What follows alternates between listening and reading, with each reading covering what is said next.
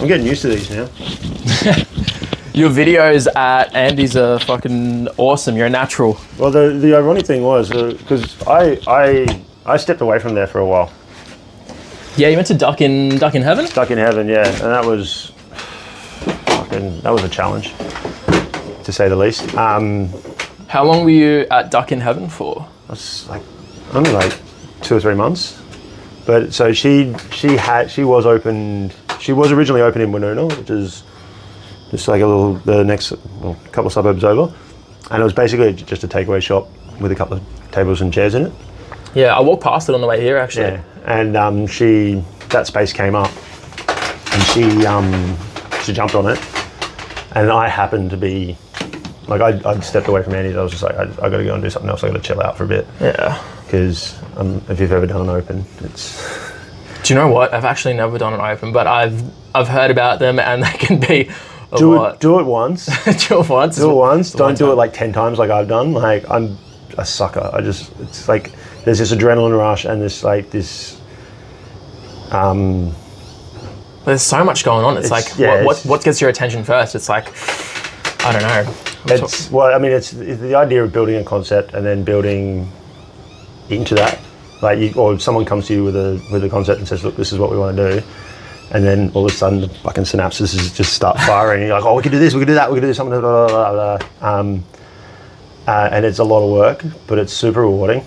Like those first couple of months where the guests are streaming in, because Sydney loves a bar when it loves to go to an opening. Well, everyone loves to go to check out the new joint straight away, sort absolutely. of thing. And yeah, seeing that like. People go, wow, this is amazing, this is really cool, you guys have done so well, blah, blah, blah. It's just like dopamine hit after dopamine hit after dopamine hit. Like, you're exhausted all the time, but it's super rewarding. Has it been slightly easier? Like, obviously, it's never going to be something that you would call easy, but... Yeah, it's like anything else, the more you kind of do it, the more you're prepared for what happens. And it's always a case of, oh, we want to be open by this date. And you go, okay, like, sure. The only one I've ever opened on time was Pala. And that was, we scraped it in. Opened a place called Goldilocks in Melbourne, and we pushed it back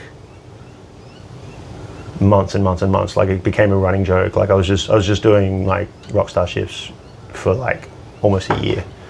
Like, I went and worked at Kodiak, which is a great little bar, like one of the first like kind of Americana sort of bars in Australia, which was really cool. It was like huge bourbon collection, like stuff. It was just, and I was just literally working all around Melbourne. I just didn't stop. It was like, everyone was just like, he's just a gypsy, that's what he is. Like,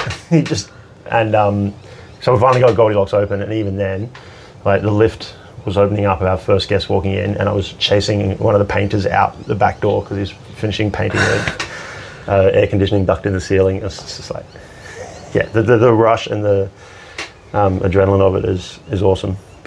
And it does get easier because you're kind of like, okay, these are you know what you need to prioritize, you know what you need to look for. It feels less like, you're chasing your tail. Mm-hmm. So, like, for example, I walked into Andy's first day and they're like, right, what do you think? What do we need to set up? And within 20 minutes, I was like, that. And this is what we'll do for the bar, and this is what we'll do for this. And obviously this... Did you get to design the entire layout where everything goes? Andy's, I kept it really simple. I literally, like, the bar's kind of an L shape. You got a set of taps that were in there. We took them out and put a smaller set in. And originally I was going to, like, the original bank was like 6 taps, I think. And I was just like, that's not going to work because there's no cold room for the keg room. Like, it's all underneath the bar. Yeah. So that was kind of one of those challenges. So I sorting that, and then I looked at everything else and I was like, you know what? I'm going to do this, what I call Melbourne style, because a lot of places in Melbourne, when they were handing out licenses willy-nilly back in the day, in the late 90s, people were just like converting their cafes and sandwich shops like the Black Pearl, right? One of the greatest bars Australia's ever produced. For the first like 15 years of their run, they didn't have ice wells. They literally had a bain marie like that on the behind them on the shelf. The ice was always fresh. Ice was always fresh. Operationally, they're winning awards left, right, and centre, but they don't even have like an ice well in front of them or a speed rail. Yeah. At a till and then bottles like this. So, and there was a bunch of bars I've worked in where it's kind of like that. Makes clean up a breeze because all you have to do is lift everything up and wipe it dry. Kind of like a pub, right? Yeah. So all I did was drop in an ice well for Andy's, and it was just a Bunnings sink, and I'm doing 100 covers a day with like 30% cocktails out of beverage. So, and you know, I think the real trick is always just doing what you can with what you got. Like it's literally like every single staff member I've ever worked for has ever worked for me has always said, "Is that your catchphrase or something?" I'm like, I guess it is, but yeah, we'll do what we can with what we got. Yeah. I got it off my dad, and I think it's. You try to keep it minimum. Yeah, I mean, it's like having the bells and whistles is always nice. You know, having the beautiful clear ice or the. I was watching your interview with Steve with the crushed ice machine thing. Oh, I've got one for you as well. We'll definitely run that for you. I'm super interested to see if you see what different people value, because I've done it with a fair few people now. Yeah. And everyone's got a different answer. Yeah. So look, I think it's awesome to see. When you break it down to the brass tacks, you're putting liquid in cups. And if you want to have really fancy cups and really beautiful glassware, and you know, you basically need someone to be, that's their whole job, is making sure that everything is perfect and lovely. You need super expensive machines, all that sort of stuff. That's great, and that's really nice, but you've got to transfer that somewhere. You know, that's got to be paid for somewhere. So, you know, cocktails getting north of $25 as a regular now is just, it's a bit of a brain melt. But the price is different because it's not directly like CBD city, or it's the standard prices down here. Yeah. Look, that was an initial conversation that everyone kind of had. They were like, oh, you know, like when I wrote the wine list, for example, they were like, oh, you know, you can't charge more than $14 a glass. Like people just will walk out. And I was like, watch me. So my wine list is probably a little cheaper than Sydney. Like it wouldn't go to Bop and Tone level with like, you know, $40 glasses of $40 Pinots, $40 Pinots under Coravan. Dude, that's not even a Coravan. Oh really? That's giants. That's giant steps. But it is a large glass though, so it's 250 mils. No, yeah, right, okay. So yeah, I'm kind of doing. It sits between the $17 to $23 mark, and I haven't had any backlash. Yeah. People, and this area as well. There's so many people ex-Sydney down here. Like this place got the post-COVID boom, like many regional centres did. Like my third week here, I was getting a coffee at Black Market Espresso, just near the train station there.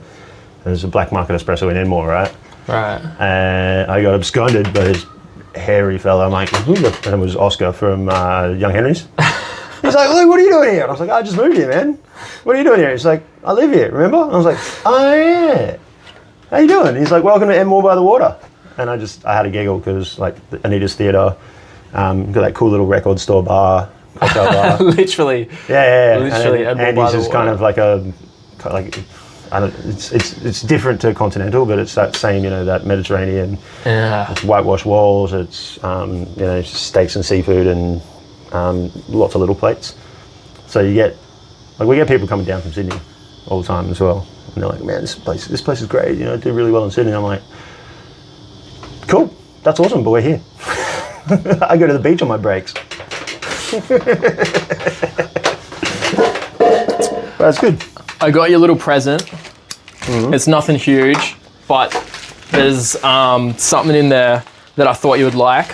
Okay. I visited Scylla Distillery recently. Scylla. I don't know if you know Robbie Stowe. Yeah.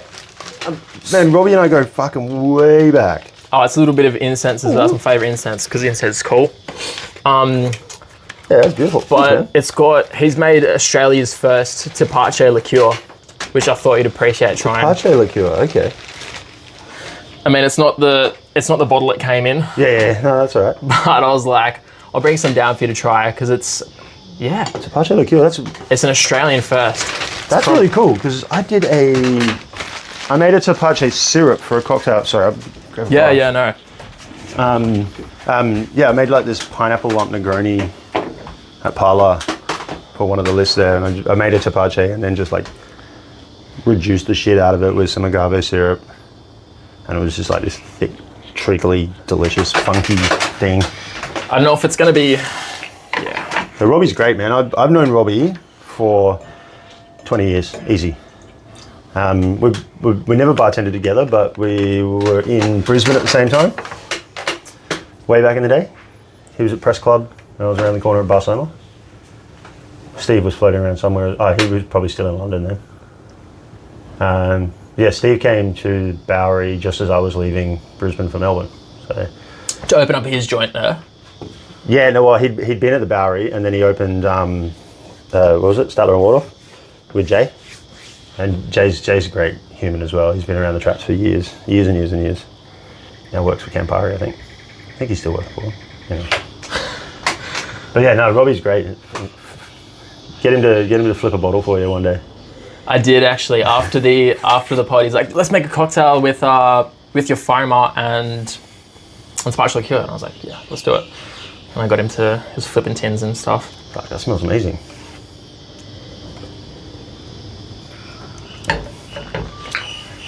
Oh, hell yeah. Some tells me it might taste a bit nicer chilled, but that's it. That's like Falernum, but better. Falernum. Like Yeah. it's got that gingery pineapple. That's fucking yum. No ginger in it though, surprisingly, but it does have notes of that like kind of spiciness that you get from the ginger. But I imagine that's a pineapple skin fermenting, like ferment. That's kind of what happens. Yeah, some pineapple skin, some spices.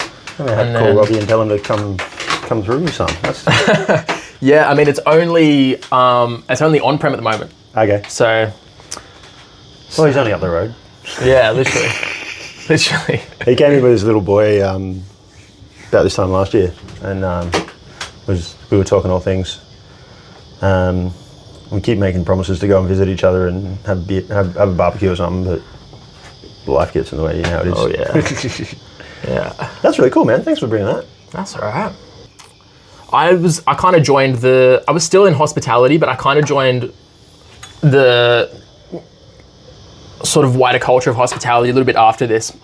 But when bartender boxing was going on, you did some bartender boxing. What was that experience like? One of the best experiences of my life. Yeah? Hands fucking down, man. I was humming and hawing about it, and I was like, I've always had a passing interest in boxing. Like, growing up with blokes like Mike Tyson and those sort of guys in the spotlight, especially after the ear biting thing. Yeah. Much. But no, like Costa Zoo was, he was an elite level athlete. I think he won gold or like did really well at the Olympics one year or something. So I kind of always was interested in it. And then when the idea of it came around, I reached out to Mitch Bushell, who's now he lives in the States now. Absolute mad bastard, Kiwi, lovely guy. I just reached out to him. I was like, you did the bartender boxing thing, didn't you? He's got, because he called himself the Ramblin' Rascal, and he's got the shorts up in a frame at Rascals in Sydney. I didn't know that, but yeah, next time you sat at the bar, up on the wall there like that, and it's his shorts, like a sports memorabilia sort of thing. It fits right in with the Rascals tag. Anyway, I said, what do you reckon? And he's like, just do it. Just do it. It's the best fun you'll ever have with your clothes on, and it's just. So obviously he's done it like the year before, and was that the first time? He did it in the States. Oh, so it was a thing in the States before it ever got brought to Sydney. So it started in America, and Raj, he's an Englishman living in the States, but he loves Australia. He's come out here a few times over the years. I think he was the Bombay Global BA or something like that. he's absolutely in sync with it. And then he got chatting to a couple of the guys who box here, like Marky Tarrant. He's more of a kickboxer. So Raj pioneered it in America then? Was he one of the founders of it or something? Yeah, or how? yeah, it's his baby. Gotcha. Okay. Yeah, and so and the Americans were just like, yeah, this is great. They've got I think they've got leagues now.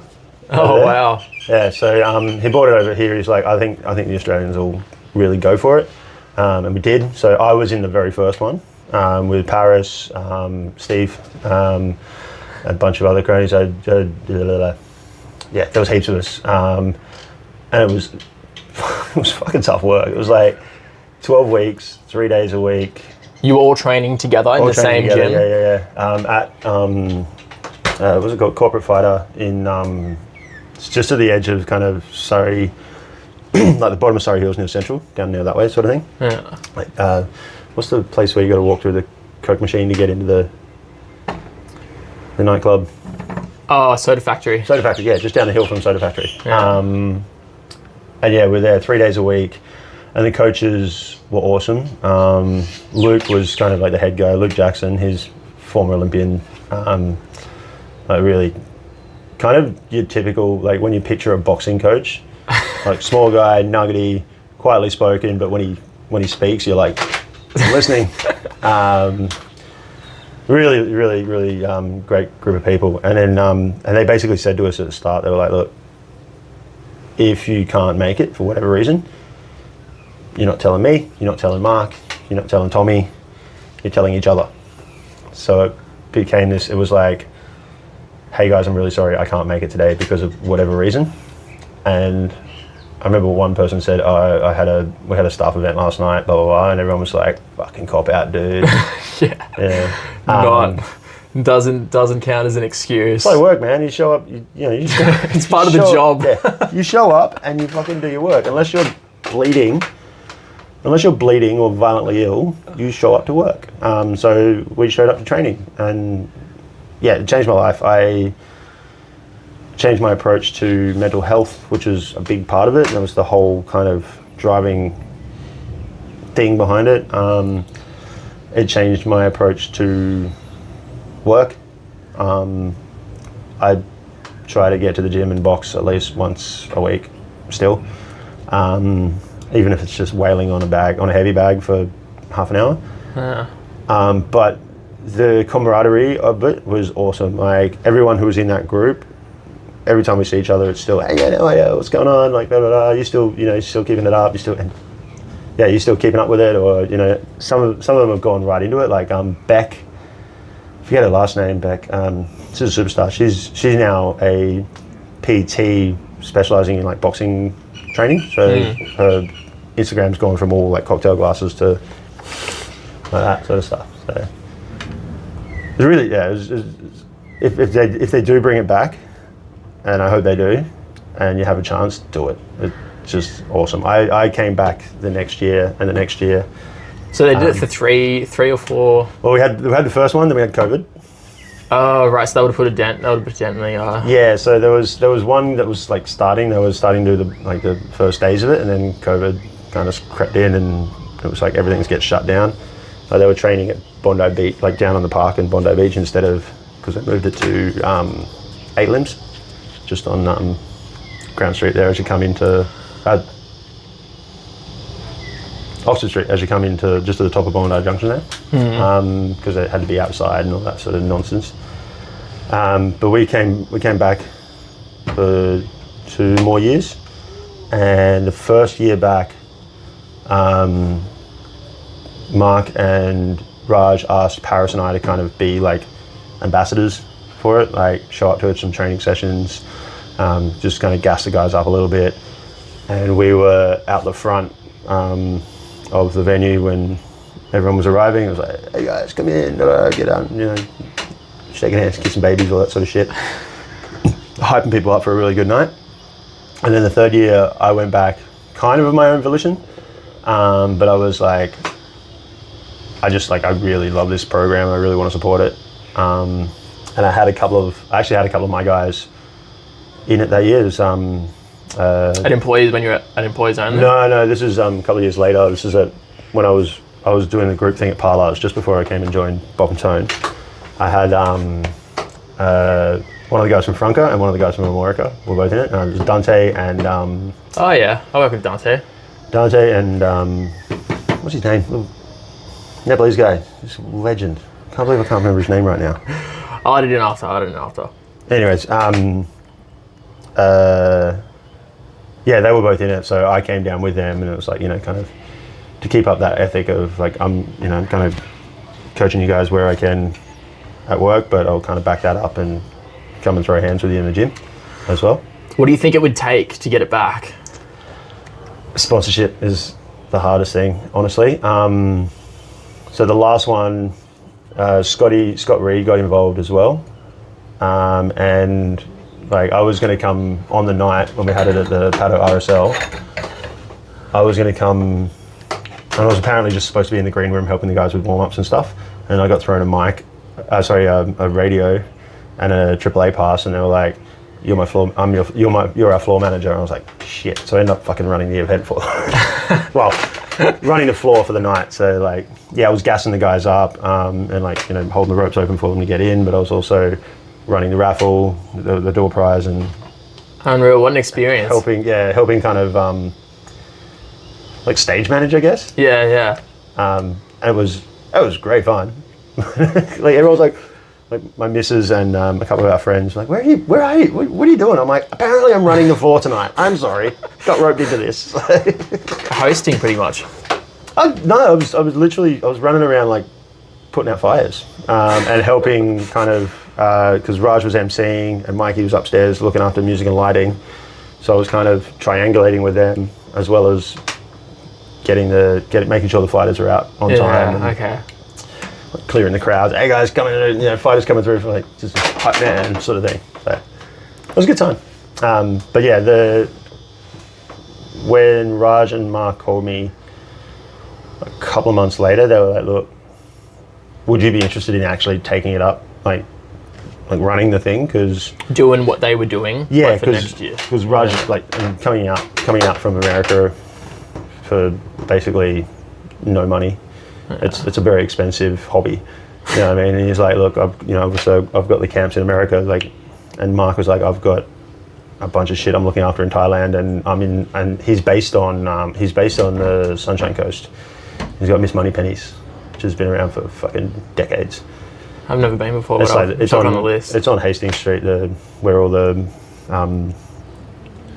designer, think like Oxford Street, Paddington, right? But on the beach in Noosa, you got all the like retirees and the white shoes and like designer shops and rah. Anyway.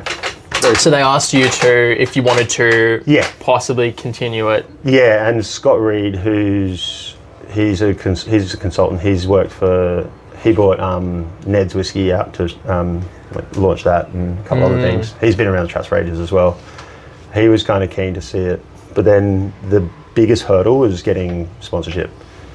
Like, brands are a bit funny about associating with violence. Yeah, right. Even though it's sport. I didn't see that one coming, actually. Yeah, I mean, the very first one, we approached Black Dog and said, "Look, we're going to raise all this money for you guys, because, you know, hospitality, mental health, it's a huge thing. You know, like, we don't live very healthy lifestyles. Yeah. You know, a lot of us drink too much. A lot of us don't sleep well enough. A lot of us have got, you know, poor sleep cycles, and that all kind of builds into that mental health picture or lack thereof. And that was to kind of put a nice neat little bow around it. Was what I got most out of it was just get up, get your body moving, get healthy. I lost like 14, 15 kilos. What? Yeah. I had a six pack, man.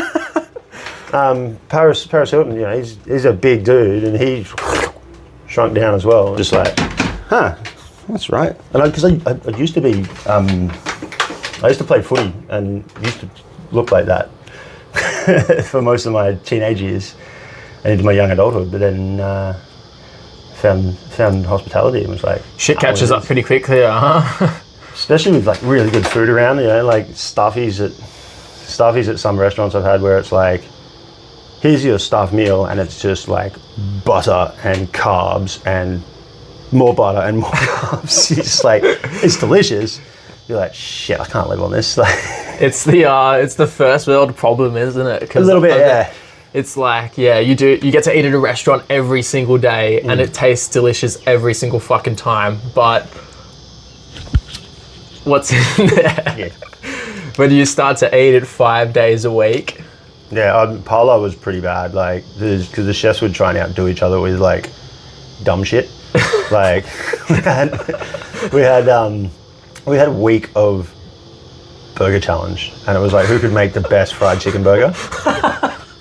And the winner, unanimously so, was Luke, who's now at Table Manners in Bronte, which is awesome. I still got to go and check it out. Smashed up some meringue. Oh. And the seasoning with the breadcrumbs and the flakes and stuff, and it was just like, and he made like an Asian style slaw and this and the other, and I was just like, fuck off, man. But it was so good. Like crispy fried meringue, like he pounded it, but it's all like, you could see the like little curly bits on it and everything, and it was so good, but like I could feel my arteries clogging as I was eating. That's so funny. If you can get your chefs involved with who can make it better. Yeah. just gonna keep on escalating. Oh mate, absolutely. But that's you know, it is what it is. I think that's what kind of keeps me in the game, is because I mean, we've all had those points where we've like, why am I still doing this, or is this going anywhere, or whatever, and it's usually through burnout. But the thing that always keeps me coming back is that watching people like get excited about what they're making, what they're creating, and then cross-pollination. That's something I'm really encouraging at Andy's as well, like the kitchen and the bar, like working together and like feeding off each other in terms of, dude, it's a new thing. Food ideas and food science. I mean, yeah, it's you know, it's something that's kind of been creeping in for a while now. But watching a chef taste a dish and go, tasting your drink and going, whoa, I didn't know you could do that with that flavor, or and vice versa as well. Or even saying, hey, have you tried adding a little bit of like salt or umami, or you know, maybe a touch sweetener, just a touch sweeter, just to sort of open things up. And you go back and do it, and you're like, Jesus, that's really clever. Getting a chef involved in your cocktail tastings is next level. Like it really will do you so much good. Oh, 100%. Even if they're not big, like, I mean, I know that many chefs that just love drinking beer. They're not really cocktail guys or anything, you know. And a lot of them will say, oh, I'm not really a cocktail person. But it's the palate they've developed over the years, over the decades even. 100%. Like, I've worked with some dudes that have taught me some really nifty tricks as well, which is, it's always fun to whip those sort of things out. And then like for example, the other day, so on the new Andy's list, I know they're a bit like passé now, but I don't care. They're delicious. I made a milk punch. Dude, they're not going anywhere. No, the GP's too good on them. Yeah. But I made a... what are you smoking on over there? Hey, just chop, mate. Can I have one? Yeah. It's just tobacco, but it's just chop from the guy down the road. Sorry, you were on a story about... I got distracted, my ADD kicked in. Oh, you're right. Yeah, I did a porn star martini milk punch. So the vanilla element's just gelato.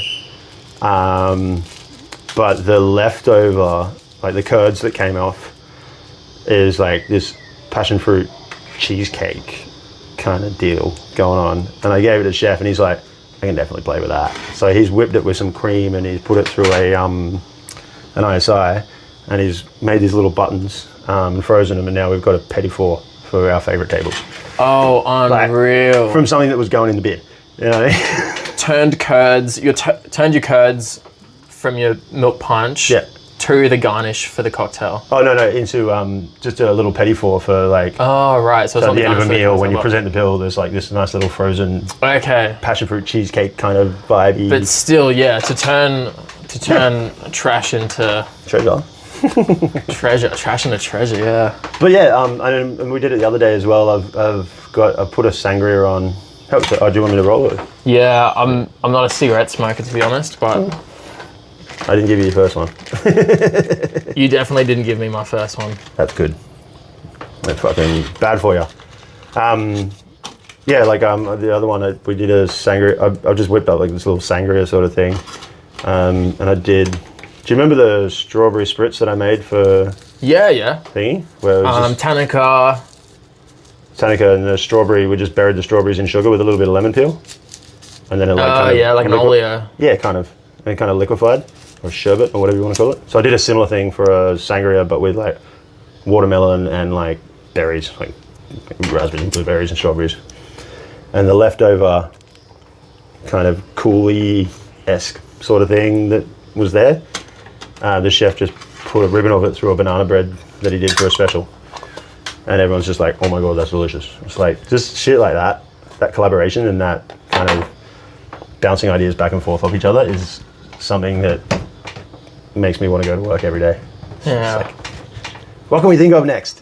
You know what I mean? Like, is there someone who you look up to in the industry at the moment who does that really well and shows it? I know for a while Matt Wiley had Brie, which I never got a chance to go to, but it was kind of on like that same kind of thought pattern. He was on that next level, man. Like their light fixtures were mushrooms or something. Like it was a fungus, which is like super cool.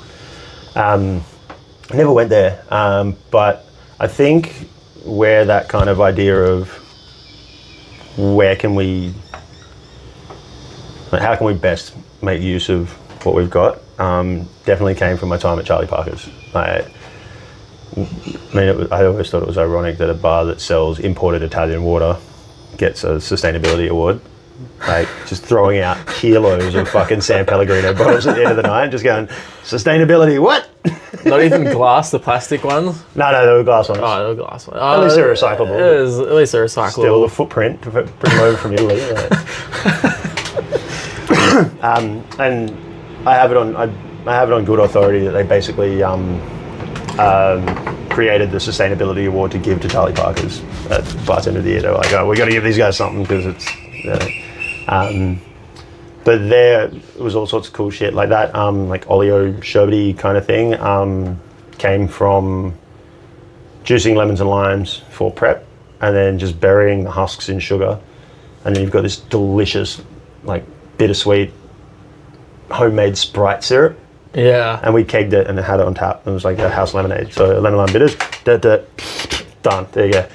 Awesome. And I think that was kind of where that kind of bug bit me, if you will. I just snowboard from there. So yeah, getting creative with things like that is just what makes me tick. Yeah. In terms of any one person that's doing it, Sam was kind of into. He by the time I got to Charlie Parker's, he'd moved up to sort of the office sort of stuff. What's his last name? Sam. He was Merivale's like head of beverage for forever long. Before Jimmy stepped in. Yeah. Well, he's gone back to New Zealand actually. He's running a program over there. But yeah, Jimmy's really good at doing quirky, cool stuff. I've been watching a lot of Kate McGraw's stuff with the fiddly ingredients. Her series is it's really interesting, and she's a legend. I've got so much time for her. She had that spot in Bondi for a little bit, but unfortunately, COVID kind of killed that. Yeah. The little Japanese place, dumpling place. But she's a wonderkind, man. Like she's got some really good ideas. I like the way her brain works, and I remember watching her in her first cocktail competition to now where she is. Like, what a superstar!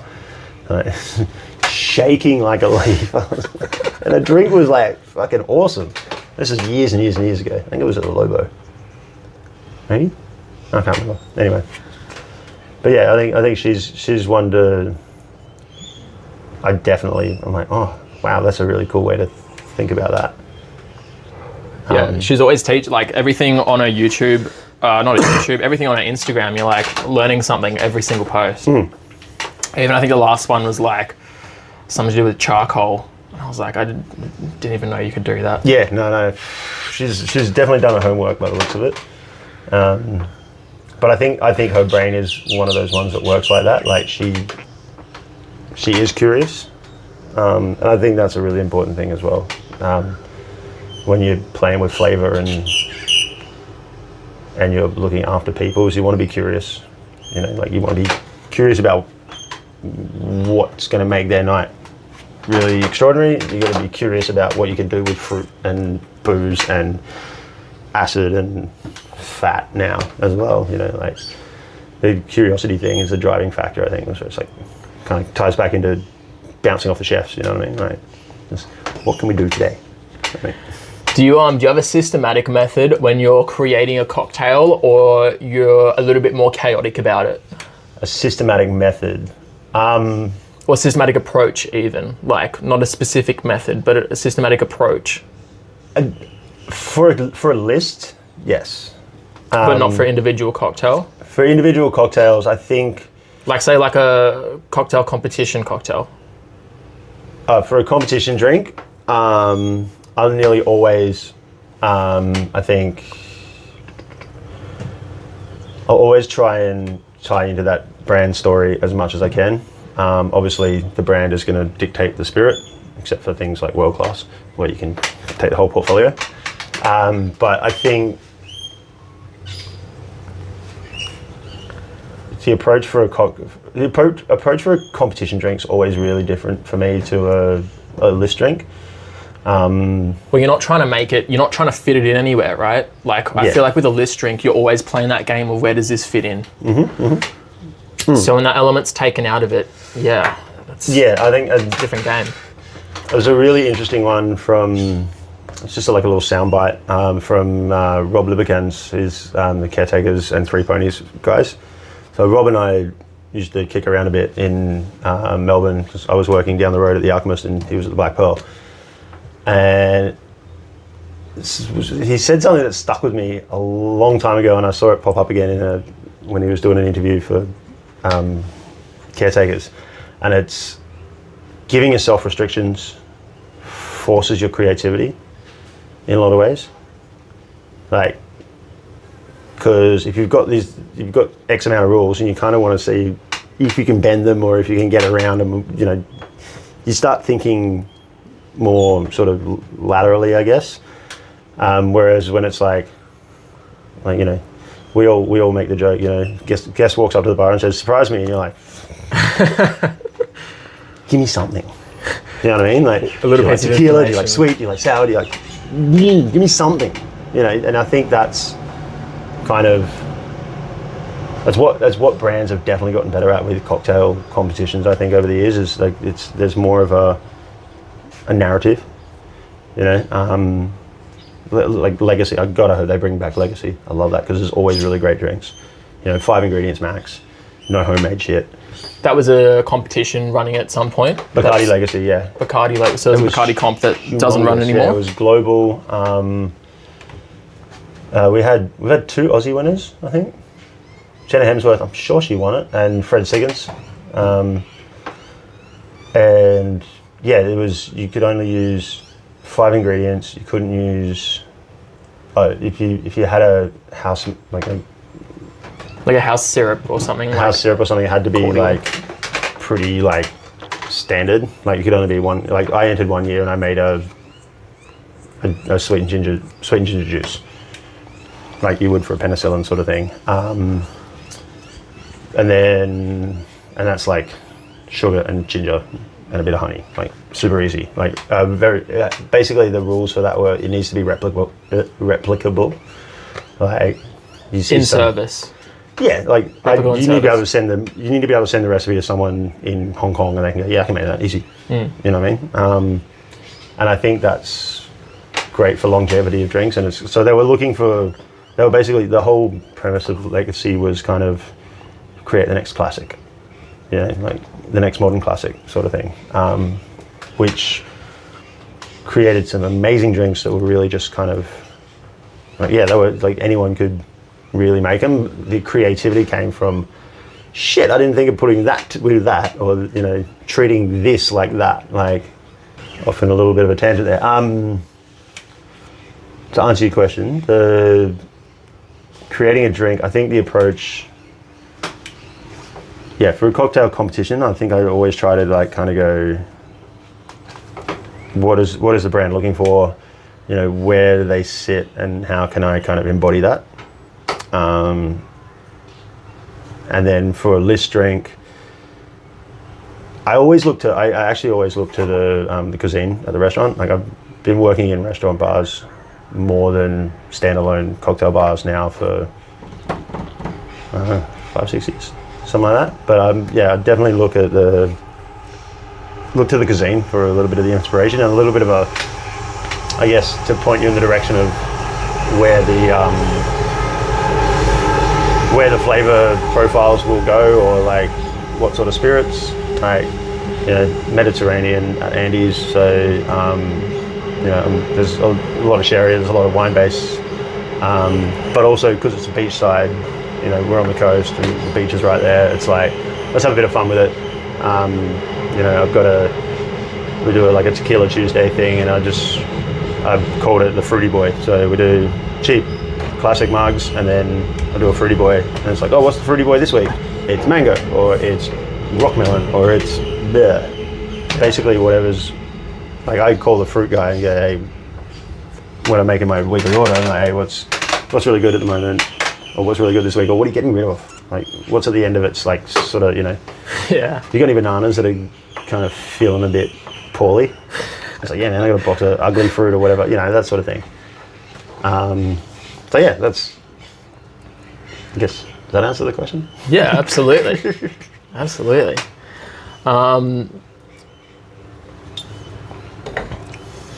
You opened up a venue called Hank's. Oh, yeah. And I think I read somewhere that you wanted it to be described as like your neighborhood bar.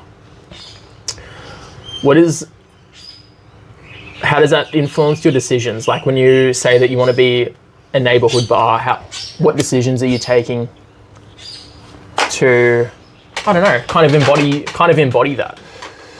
Yeah, I guess with any venue, I think the most important thing is how the venue feels when you walk in. You know, if you want to create a fine diner, then it's really well appointed lighting. It's, you know, very often quite flashy furniture, or like, you know, beautiful furniture. You know, usually like slate or gilded something, you know, beautiful wine glasses, all that sort of stuff. The music is very kind of backgroundy and not too much of a focus point. More for the atmosphere. Yeah, it's more atmospheric. Yeah, absolutely. Whereas, you know, if you want to create a nightclub, it's lights and colours and all the ADD stuff. You know, and music is a key driver. You know, you've got DJs named up on lights and stuff like that.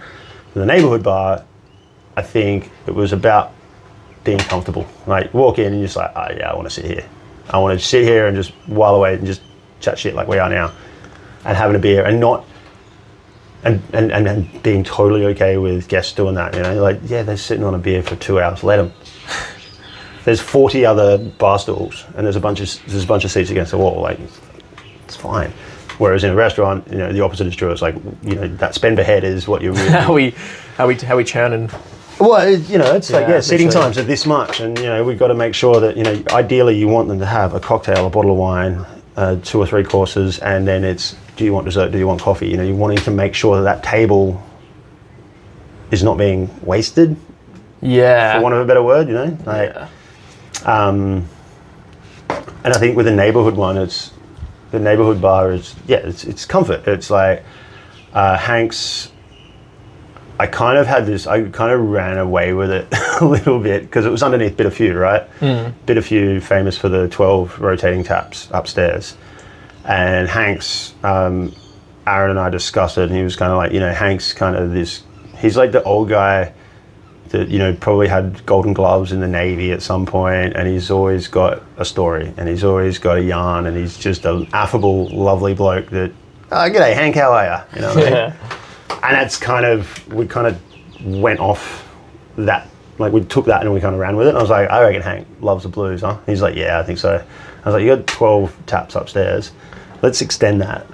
So let's go 12 wines, 12 beers, 12 cocktails, you know, and so on. And he's like, what about Actually, I think I remember you telling me this very vaguely. Yeah. Anyway, continue. Yeah. You gotta... So I was like, and he's like, what? So you want like 12 different vodkas, 12 different... I was like, fuck vodka, you only need one vodka.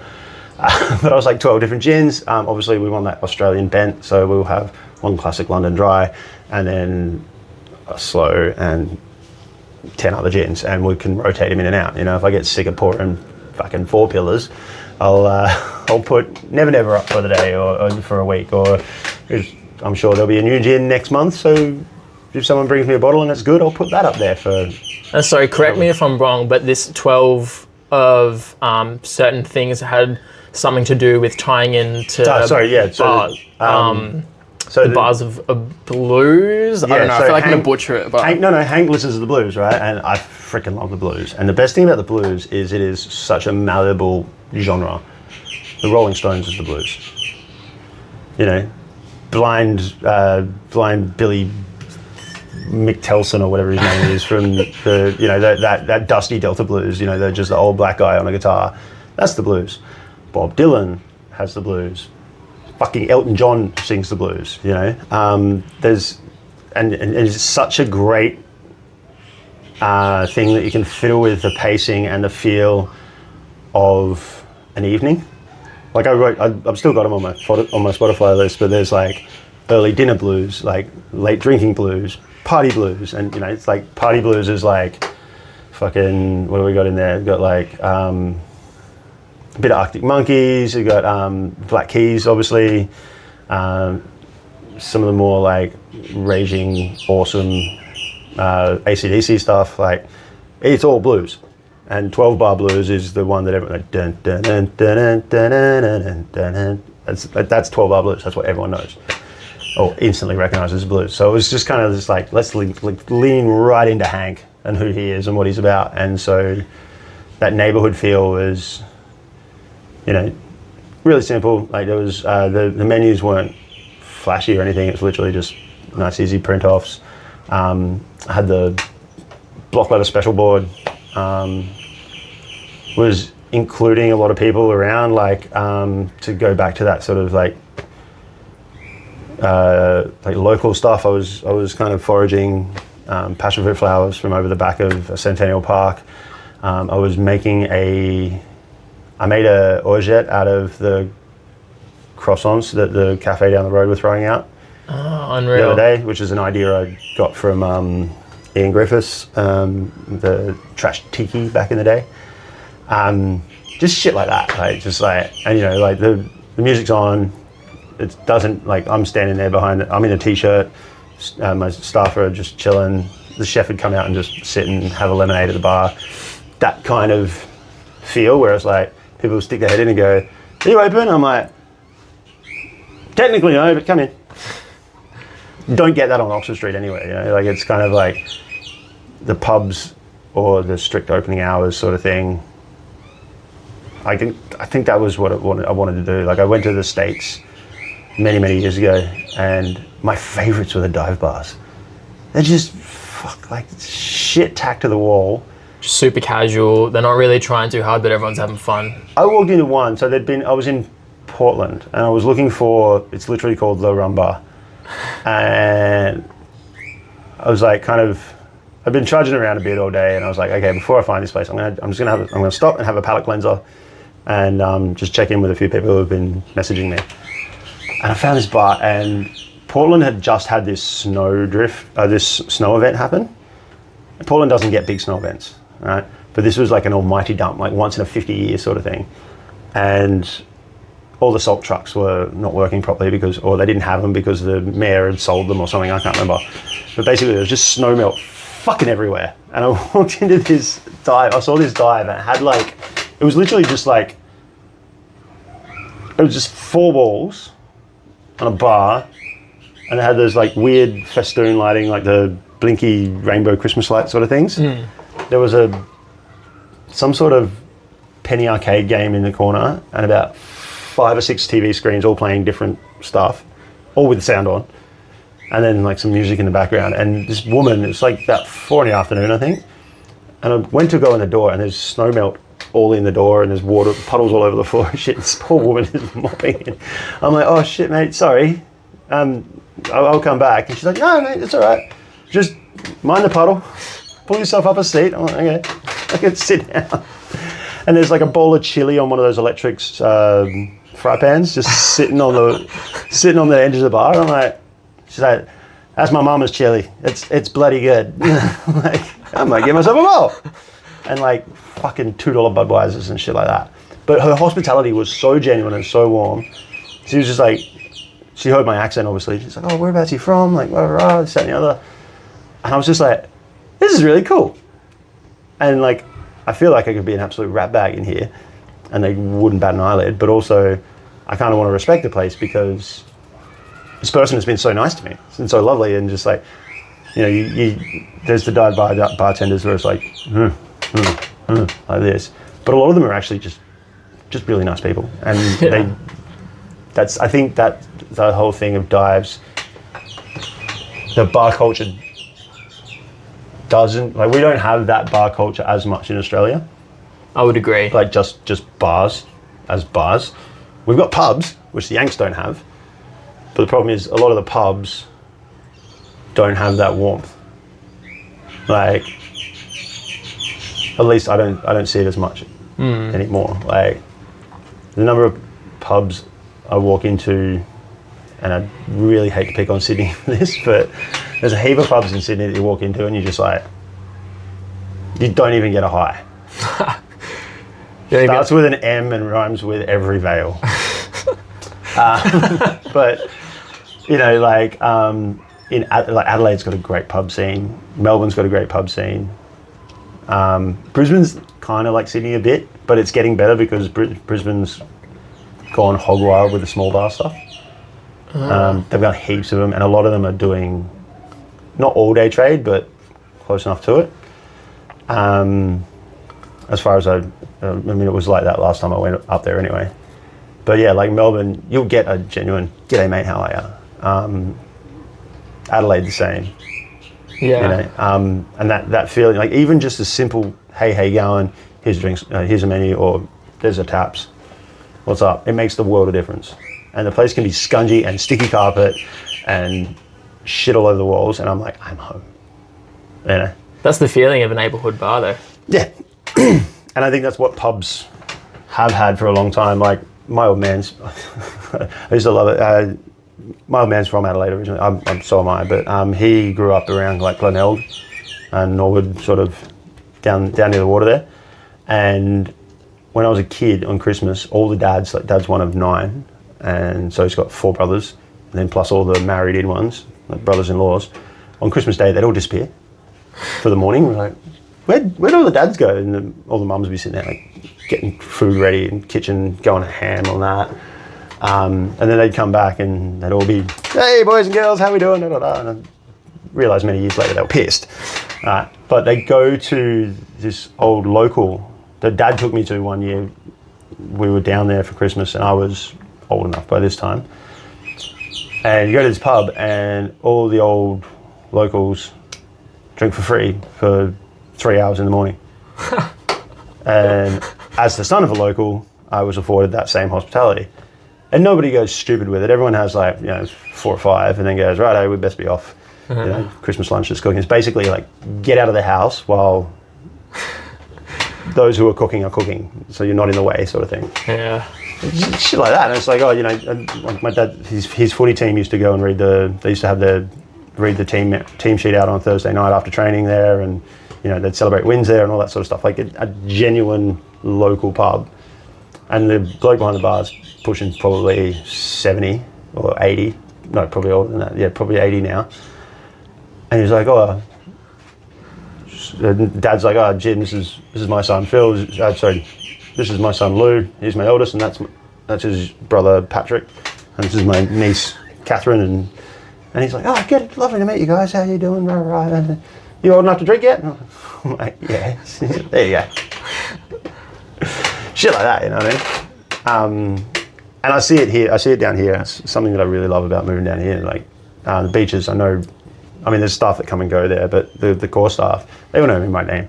I know them by name, and not necessarily because I'm in there 3 days a week or anything, but because there's a genuine, hey, once they figure out you're not a blow-in, they're like, all right, let's. Who are you? What's your name? Where are you? What are you doing? Stick around. Yeah. I like that. Yeah, it's something very special. Something very special to create. That's what everyone strives for, though, right? You want regulars. You want people who keep coming back. You want people who are nice and enjoyable to serve. Why not just be nice and enjoy serving them? Yeah. Huh? Then it closed down shortly after. Yeah, well, you didn't have anyone with the drive or the. Oh right, okay. Will. So yeah, because you co-owned it, right? No, so that was Sam Bygrave's editorialism. At no point did I mention that. That's probably where I read that. At no point did I say something like that. But we had I instigated the interview for Boothby. Like I said, hey, look, I know you're starting this new Boothby thing. Here's a free kick for you. I'm helping it. We're opening this bar under a bit of few. And he goes, oh, cool, we'll tee up an interview because this was COVID and all the COVID shit as well.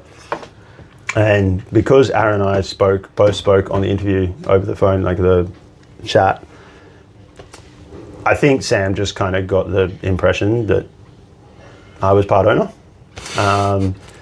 So it was quite funny because I was working at Redfern Woolies because of the lockdowns. I didn't have. I didn't get JobKeeper because when I was at Borough, what happened? Oh, that's right. I'd signed my contract 3 days after the cut-off period for the JobKeeper, whatever. So I missed out on JobKeeper the first time around. Anyway, so I was working at Woolies and I saw Harriet from Archie Rose and she's like, I read your article. I'm so excited for you. And I'm like, you know I've opened bars before. Thanks. And then I ran into Martin. I forget his last name. He worked for the Sammy Group for ages. He was the Mr. Black ambassador. I can put a face to it, but I couldn't put a name. He lived around there. There's heaps of them. He walked past a similar thing, and then Cosmo and his partner Olivia. Cosmo from Double Juice, they lived behind the Woolworths and they came in, they're like, hey man, saw the article, fuck yeah, about time. And I was like, okay. So I went on my break and I was like, right, I'm going to find this article and read it. And I was like, oh. And so I rang Aaron and I was like, hey, look, I didn't insinuate any of that. And he's like, no, that's cool. Do you want to have a conversation about that? I was like, okay. So I went in later that day because we were operating bit of fuel as a bottle shop. And he was like, yeah, man, if you want to look at that, do you have any money that you want to put in? And I was like, probably not enough.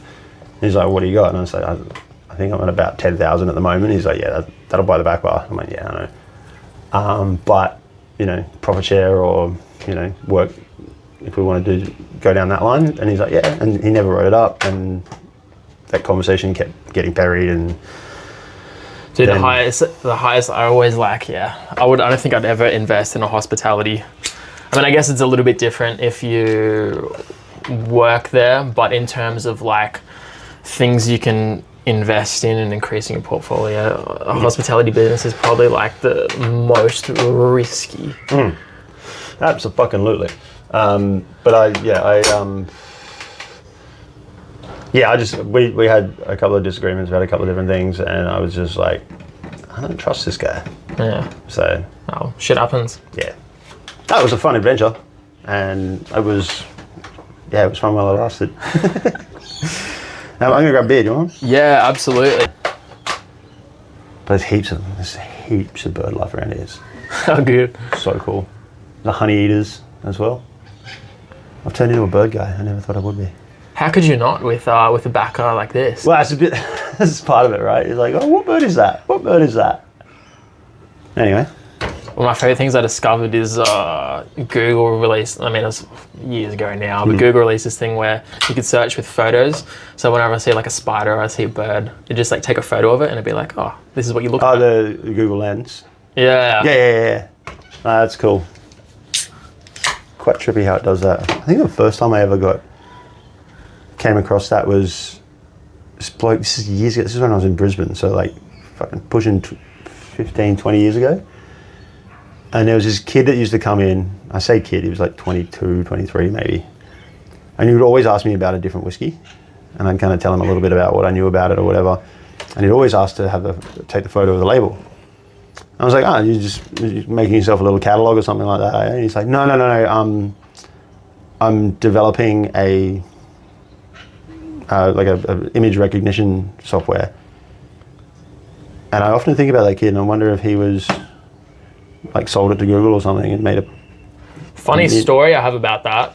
Wait, where did you say you met this guy? In Brisbane. Okay, maybe it's not the same guy, but probably. God, I don't know what year it was, but I was working at the winery in Surrey Hills at the time, and it was when I was just developing cocktail foam. Like it was nowhere near ready yet, but I was running trials, and this dude reached out on Sydney Bartender Exchange. Was like, I'm also running trials for this thing I'm doing, and the thing that he was doing was a stock taking app using bottle recognition. Yeah, right. So he came around and I got to check it out, and it was literally like a camera, and you point it at a bottle and it knows exactly what bottle it is, and then all you're doing is putting in like 0.2 if it's on the back bar. Like you just scan the whole back bar. Oh, so it doesn't pick up the height of the liquid? It doesn't pick up the height of the liquid, no. Okay. It didn't at the time. Because wouldn't that be good? I know. Stock take done. But I remember like, so it was not recently. So this was, I want to say 21, early 22 maybe. Okay. So if that's what he was doing back then, like the way technology's come, you got to 100% develop a bottle recognition software using AI that would make stock takes like instant. Surely you could, Like, I gave it a quick go. I didn't spend too long on it, but the amount of coding involved in back of house, and I've got no background in coding at all, so no, I gave up after like 6-7 hours. But I was like, this is way harder than I thought it was. But on that same wavelength, like I often think about that guy because I don't think he ever sold it to anyone. Because if he did sell it to someone, then everyone would be fucking using it, right? Yeah. Well, because the Barmetrics guys, it's all scales. So they've got. Cheers. They've got all the products into this program. They've got this program where they scan the barcode of the bottle and then stick it on a weight, and it tells you exactly how much is in there, which is pretty awesome. Until you get to those weird wine bottles that have got no barcodes on them, and you're like, ugh. Yeah, well, there's that. that's one of their shortfalls. But then also, I was like, how's it going to work with batching in my 5-litre jerry cans? And he's like, have you got the recipes? And I was like, yeah. And he goes, it's easy. And then he's got this fucking like a fish scale, the hook with the weight on the scale on it. And he just hooks it in and just hangs it. And he goes, there's 4.735 litres in that. And I was like, ooh, that's awesome. And it's because he hangs the empty one and then he hangs the full one and he knows exactly where it is. Yeah. And then he goes, give me the recipe for the whatever. So say you've got batch Negroni, it's like 30 mils Negroni, 30 mils gin Campari and this particular brand of vermouth and this particular gin or whatever. And it goes, you've got this much, this much, this much. And I was like, well, that's easy. That's an equal parts thing. And he goes, yeah, it works exactly the same way. Look, give me something else. I'm like, okay. And I made something up on the spot. And he goes, it'll be 2 litres of this, 1.5 litres of this, and whatever. Just altering the formula, really. Like, that's really cool. I mean, that it does that instantly as opposed to sitting there with fucking pad and pencil and having to work it out. Been there way too many times. Oh, yeah.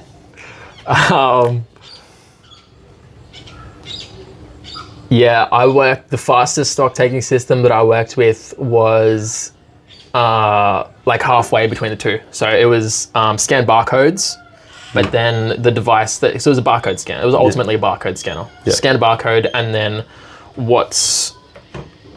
your thumb has access to a keypad. So for scanning a case, all you got to do is scan one beer and then write. At 24. But then you've got to do if you've got multiple cases, you've got to like know the increments, 24, right, okay. 48, 72. And that was the fastest one that I've worked with. Yeah. But to have it done with complete bottle recognition and like scanning the heights of the liquid inside of it would be, it's a fucking untapped market that would sell for a lot of money. I reckon AI could probably manage that. Yeah. This is what a full bottle looks like. This is what an empty bottle looks like. Well, the thing I got stuck on when I was trying to do it was the whole body recognition thing. You've got to teach it to recognize bottles. Yeah. So that's the first one. I was like, oh, all the bottles are in fucking Google. Yep. Can't you just scrape your info from Google? But it turns out it's a little bit more difficult getting an AI to scrape images off Google than anything. Really? Yeah, I'm also not a professional in this. Like I just tried it, but yeah, that was like the main hurdle I ran into. Like, it's got to have access to this library of images because I'm not going there taking photos of every single bottle under the sun. No. I wonder if it'd like crap out with like special editions. Like, Disaronno's always got a new label, and Hennessy's another massive offender. Well, that's the thing. I don't recognize this one. It's like, it's fucking Hennessy, man. Same shape, same size. It's just got a different sticker. That's the thing. Like, if it is getting its information from Google or a reliable engine, then it'll recognize it. But if you're trying to develop this library yourself, from scratch, you've got no chance. Fucking Buckley's, man. Yeah. I remember one of my first ever like sort of senior roles. I say senior. I was an assistant bar manager sort of thing. Yeah. And I figured out this whole. Wait a minute. If I weigh the full bottle, I weigh the empty bottle. I can just do a little sum, and I know exactly how much liquid. I know. I'm going to be able to figure out how much liquid's in there. For like your cocktail jerry cans and stuff, or for regular spirit bottles? For just regular spirit bottles. Oh, so it was like every time I empty a bottle, I would save it, stick a nip bore in it. Oh no, sorry, stick a lid back in it, and then weigh it. And then before I open the new one, I'd weigh that and I'd write it down. So I had this like handwritten database of like empty weight, full weight bottles. And the plan was to put it into a spreadsheet, and then because I was always stuck with stock take, and we had to do it weekly at this place, and I was always working Sunday, and it had to be in at 9 a.m. Monday morning every week. So surely you weren't holding that much stock if you're doing it every week. And I mean, the back bar was fairly delicious. But so two things that sped me up was, and because I was the only one ever counting it, I knew that it was probably pretty safe, but I had a piece of tape that I put on the back of the bottle where the liquid was. Yeah. So if I looked at it the next week and I was like, oh, it hasn't moved. It's the same as it was last week, and just... Oh, okay. Which saved a lot of time and energy. But then I was also weighing bottles as well. And then someone pointed out to me, goes, you know that's what Barmetrics does? And I was like, oh, I thought it was a $1 million idea. It's like, no, there's like 6 companies who do it, man. And I'm like, fuck, I thought it was... He's like, yeah, making a spreadsheet and like being able to sell it to your mates might, or give it to your mates, they might appreciate you. I was like, no, I was going to sell it and make millions. But I was pretty chuffed at myself with coming up with the idea in the first place, or like working out that sum to go, if I weigh the full and I weigh the empty and then divide that by that should tell me how much liquid. I know exactly how much the liquid weighs. Like 700 mils of Midori minus the glass weighs this much. Yeah. Roughly, I mean, Midori is probably a bad example because it's so full of sugar, but most spirits are roughly similar weight to water. And water is, this is brilliant, so the metric system, 1 milliliter of water is 1 cubic millimeter is 0.1 of a gram. Like 10 mils of water is 1 gram. I'm pretty sure. No. I think it's 1 to 1. 1 to 1, sorry. Yeah, you're right. So, but yeah, one millimeter of water is 1 milliliter of water is 1 square millimeter. 1 gram. Is 1 gram. Yeah. We got there. Amazing. Yeah. Yeah, it gets different when there's other different viscosities involved, but yeah. That's the best. Where your thing. sugar syrup. Yeah. Stock take your syrups. This guy used to make us count. This guy was Scottish. Say what you will about the the stereotypes, but he used to make us count the post mix, count everything, like everything. And I was like, until I came up with this weighing idea, I was like, how do I? So I ended up weighing that, and he was like, oh, and the kegs. I was like, can you buy me a set of scales so I could? Otherwise, I'm just going dong dong dong dong. Yeah, I think it's about there. It's not the most accurate thing in the world. All right, let's do one of these. Fast game. Let's do a fast game. Let's do the bar luxuries. Okay. How's it Actually, work? no. I'm going to switch it up. So we're going to find out what your favorite. Cocktail is. And when I say cocktail, I mean like family of cocktails. Okay. So you got one to drink for the rest of your life. The first one you got to choose is between highballs or margs. Highballs. Highballs. We've got highballs or martinis. Ooh.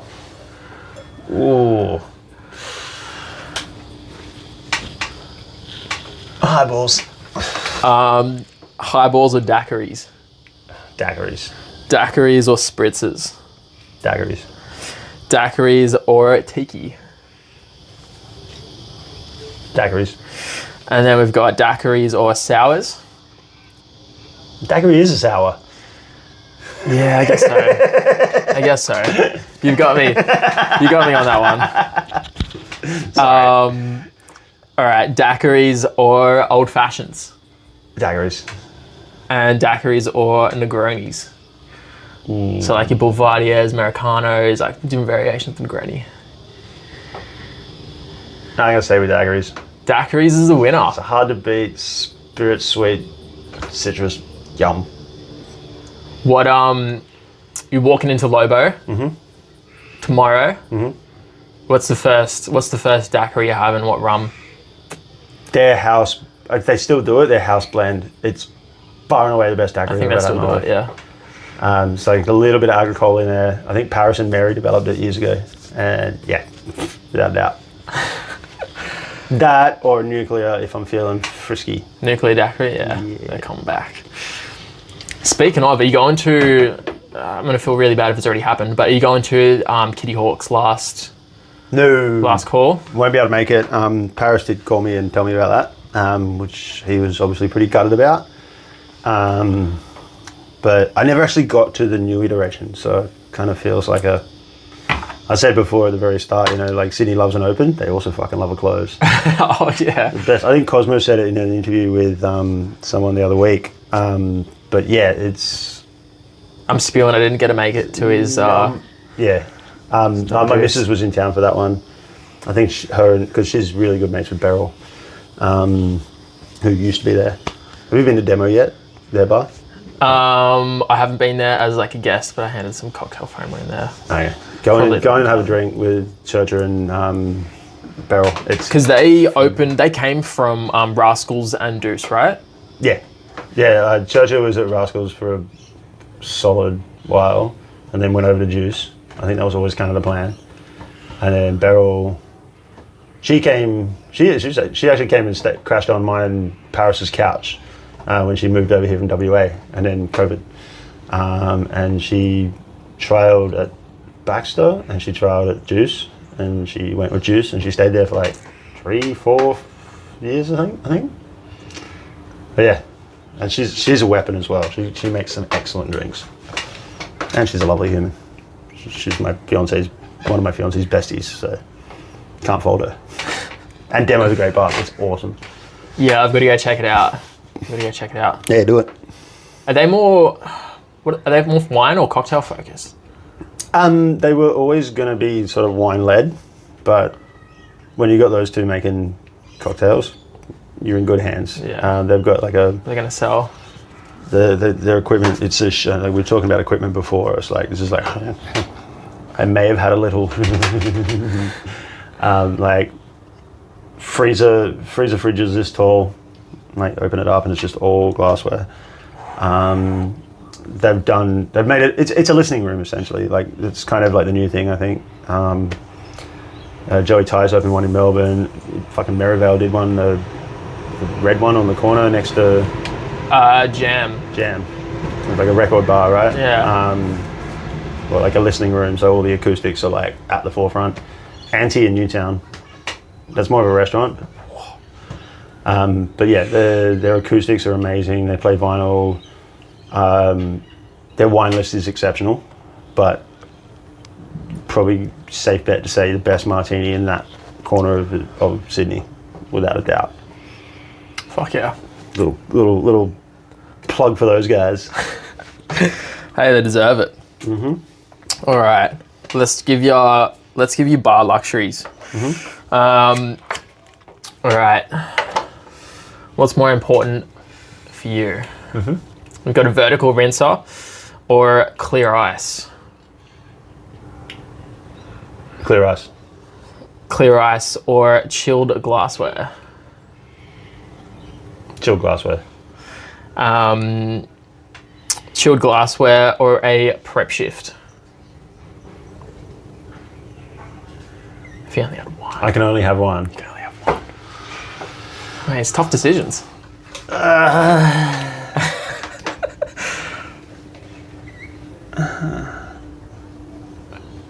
They both expedite speed of service though. Why are you going to do this to me? Look, the way I design my drinks, prep shift. Prep shift? Because I can chill my glasses to order, I guess. You can. Prep shift or a dedicated bar back? Prep shift. Prep shift or a reverse osmosis glass washer? Well, if I've got a prep shift and not a bar back, I definitely want an osmosis washer. So yeah. And then the last one to choose from is a reverse osmosis glass washer or a crushed ice machine. Glass washer. Yeah. Yeah. I saw Steve's take on that and he's like, I can use it for all these different things. I'm like, bruh. Like, I get it. I get his logic. But to me, yeah, crushed ice is an absolute luxury. And also, I worked with Simon McGorham at Neighborhood, where he made us cracker ice for mojitos per drink. Have you ever seen one of those things, the ice cracker?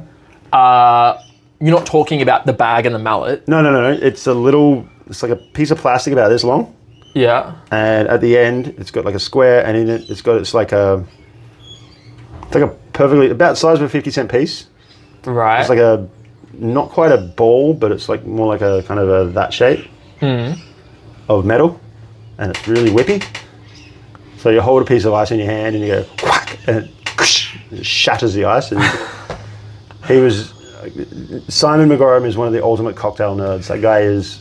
That's what it's meant to be used for as well? Yeah, it's crack. And you do like 2 or 3 cubes and you drop it on top of your mojito. Like, so when you see those old cocktail books where it's like cracked ice, that's what they're talking about. Like, you get a big lump of ice, because that's what they had. They didn't have ice machines back then.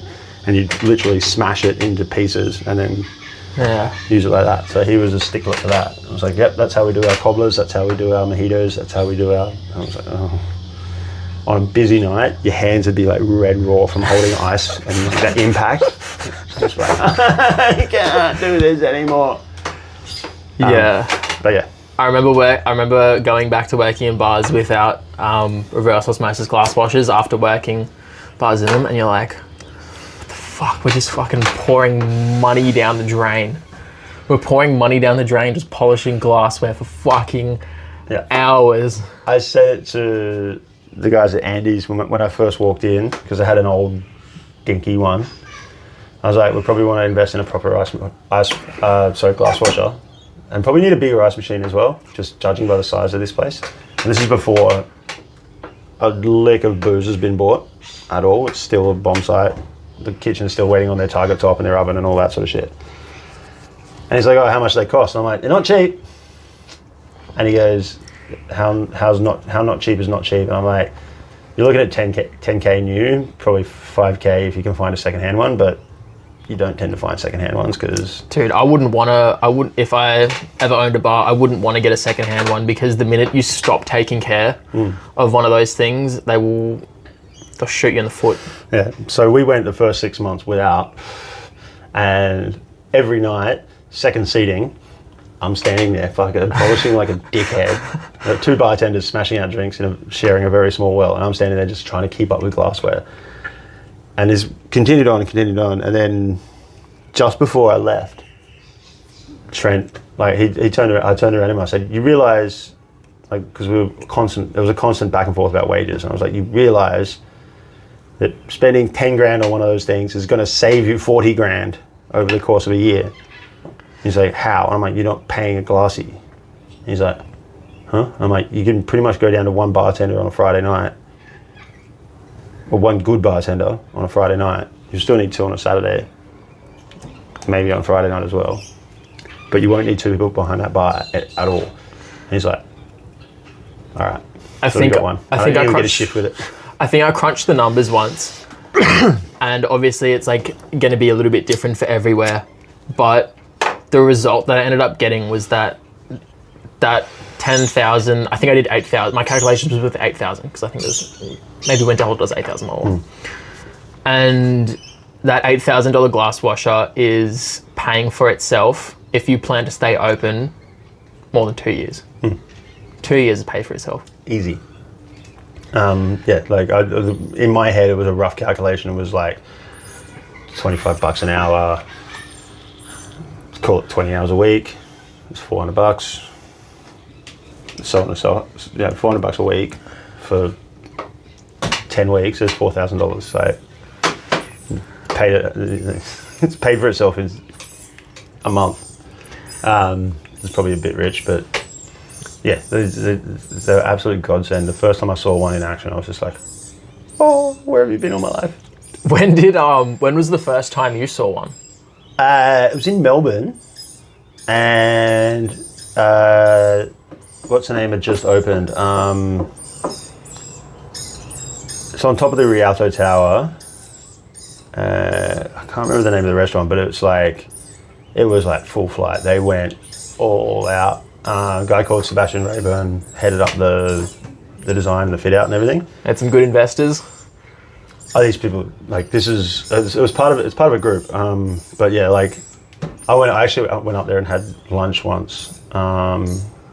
Some very kind bosses bought myself and another person my offsider lunch for opening their bar, because they'd realised how hard we'd worked to get it done. And it's just magnificent. But Seb was giving me the walk around the tour, because my house, I was in there selling, I used to be the brand ambassador of Tambourine Mountain Distillery, the Queensland company. And he was giving me the walk around, and my housemate at the time was also working at the bar there. And they lent right into the Aussie stuff. Like, they were like, you know, we're going to do this and that and the other. They did like a koala bear martini with like eucalyptus, reverse osmosis, fucking rotavat crap. And I was like, I got a eucalyptus vodka right here, and it's not going to poison anyone, because you don't know what you're doing. And he's like, I do, but I'll take a bottle just in case. Anyway, and he goes, check this out. This machine, reverse osmosis, it uses like a fucking quarter of the chemicals that anything else does. And it's this, that, and the other. And then wait, I'm getting confused here. We're not talking about glass washers anymore, are we? Yeah. The reverse osmosis glass washer. Right. How does eucalyptus vodka come in? Sorry, that's just me painting a picture. I do that sometimes. Okay. But no, like, basically there was like, every single glass was Rydell. It was all fucking those humongous. It was really nice. Really beautiful. Like, I got greeted at the door, and the maitre d's like immaculately presented, and was like, can I take your bag for you? And I was like, no, I need it because I'm going to the bar. So he was a bit thrown. He was like, what? Nobody ever says no. I'm like, it's full of booze. Anyway, but yeah, like the big, huge burgundy glasses, and they're all like super thin, like the top of the line stuff. I'm like, man, aren't you guys afraid of breaking those? He's like, nope, watch this. And it shows me those grates with the separate like compartments. And his wine is like lipstick and shit on them and that. And you wash it and we're talking, and then he goes, ding. I'm like, okay, yeah, pull it over, and he goes, turns them all upside down and they're steaming. I'm like, are you gonna polish those? And he's like, watch. I'm like, fuck off. And he's watch. And so we're sitting there talking, and then he goes, there you go, and hands it to me. I'm just like, wow. How much does that cost you? And he's like, more than you think. Like, I think they were like, back then, they were like, because they'd just come into the country, I think they were like 15, 20, something eye-watering like that. Yeah. I'm like, $20,000 for a fucking glass washer. And he's like, $50,000 a year for a bartender, mate. I'm like, oh yeah. Yeah. Heck, fair enough. So, but yeah, it was a while before they started becoming readily accessible, I think. Or people were prepared to pay for them. Yeah. Through your many opens and career, that's one of the things where it's like, okay, here's a huge upfront cost, but it's going to save you in the long run. Is there any other mistakes that you've seen that's a kind of similar concept where it's not like it's a pretty good upfront cost, but if the place is going to stay open, money worth spending at the start. What are your top 5 money worth spent at the start? Furniture, fucking absolutely. Comfy. You want something durable. Everything. Andy's is a great one. So the guys that own it, they're all lovely blokes, but one runs a digital media company. He's a white collar builder. His office is above Bob and Tone, actually.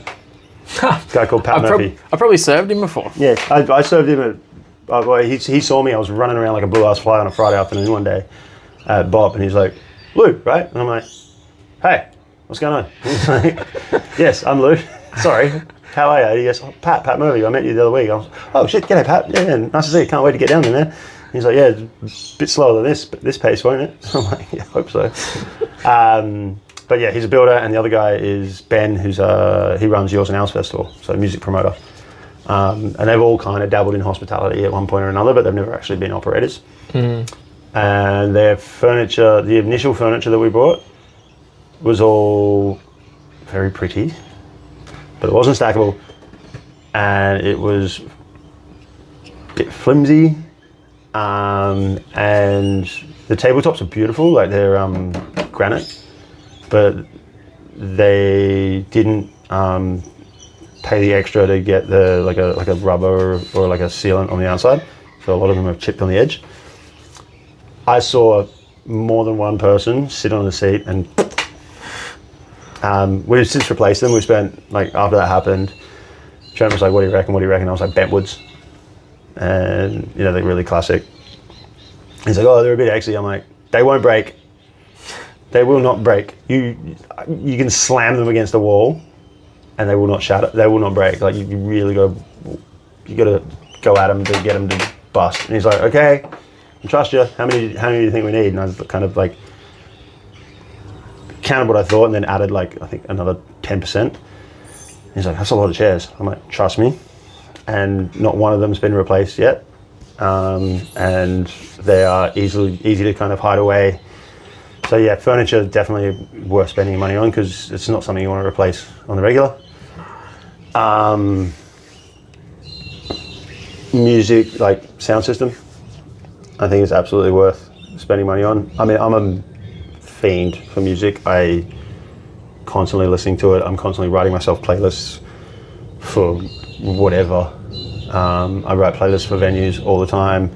It's a hobby of mine. Like, I collect vinyl. Like, music to me is so super important. On like a side note, I've never dived in it, but what's the legalities behind playing music in a venue? Like, say, as long as you're playing, as long as you're paying APRA, they'll pretty much leave you alone. Paying who? APRA, the Australian Professional Recording Artists Association. So that includes everything, what, like on Spotify or? Yeah, they were kicking off a stink about Spotify many years back. Then soon realised they couldn't really fight it because, well, people were saying, oh, I don't need to pay you because I pay Spotify and Spotify pays the artists. Obviously, we all know that's a fucking load of shit. So what it is it's about copyright. Where it gets grey is about the copyright infringement stuff. So you aren't licensed to. Spotify isn't licensed for public broadcast. Yeah. But if you pay APRA, and APRA is kind of like a union / governing body. Kind of they're a governing body for music, live and recorded in Australia. So musicians pay, like if you and I formed a band, we would join APRA, and then they would go into bat for us if we heard our music being played on Triple J and went, hang on a second, like awesome, but also how are we going to compensate? We're not doing this for free. So they'll go knock on Triple J's door and go, hey, if you're going to put these guys on rotation, you need to send them a check. Or the Australian government or whatever, Triple M, any of that sort of. So they're kind of like that. They're the union bosses, and they'll call venues from time to time and go, hey, we notice you're open and you haven't joined a subscription for APRA, and it's like, oh shit, I better do that. Yes, thank you. Please send me. Like, they take your card over the phone now these days. They'll send you an email and you call them back, and there's a code and everything. It's all legit. But yeah, Spotify was a real grey area for a long time. But even before Spotify, like I remember working in bars where I had a 10 CD stacker, and that's how you'd make the playlist. You'd be like, okay, I'm going to play that CD, then that CD, then that CD, and if the mood changes, I'm going to eject CD 4 and put another one in, and it's like half DJing, half bartending. That was good, and mixed CDs and all that sort of shit helped as well. But then also, it's much easier just to hire a DJ for the night or put live bands on. And even if you have live bands playing original music, you still play APRA. Yeah. It just covers all bases. There's different subscription levels for different things. So like a cafe won't pay the same amount as a dedicated live music venue. Like Rascals will pay because they have live music 2 nights a week or 1 night a week, I think it is. But they also play pipe stuff, so it's a sliding scale thing. Interesting. Yeah. I didn't know that. Yeah, no, there's fucking, what do you call it? Regulating body, that's the one I was looking for. There's regulation for a lot of that stuff, and I don't know the minutiae of it, but that's the general idea. Pay those guys and they make sure that their guys get paid. So we're not skimping on music systems? Yeah, no. I think it's so important. Good quality music. Like, maybe I'm a bit more of a stickler for it than other people are. Like, some people don't seem to care, but I think it's one of those subconscious things that people pick up on. Whether it's poor quality sound or the music's not right, or definitely if it's too loud. Yeah. Even if it's too quiet. Sometimes you walk in, this place is dead. All you need to do is turn the music up just a little bit, and incrementally, not like conversely, I think something that a lot of people pay way too much money for that they don't need to pay money for is convoluted lighting systems, like the one at Bop and Tone. Yeah. Like the pre-programmed shit. Use your eyes and the dimmer switch. It's so much easier. And if you need to, you can draw a little notch where... I literally did that at a couple of venues where you got the old dimmer switch, and it'd be like during winter hours, it's like at 5, it's here. At 7, it's here. At 9, it's here. And then come summer, when daylight savings happens, you wipe it off and you start again and you mark it off again. Yeah. That way you don't have to do it. You can say, hey, can you just do it to the next notch? But these pre-programmed, it's never right, and you've always got to reprogram it, and no one knows how to reprogram it. Like, I remember at Bop, and I was like asking Ollie, I was like, can you show me how to fiddle with the lighting a bit? And he's like, yeah, whatever do you reckon? Like, you seem to be on it. You seem to be conscious of it all the time. I was like, the pre-programs are all a bit meh. And he's like, yeah, I know. Like, do we know how to reprogram? And he's like, nah, but I'll find out for you.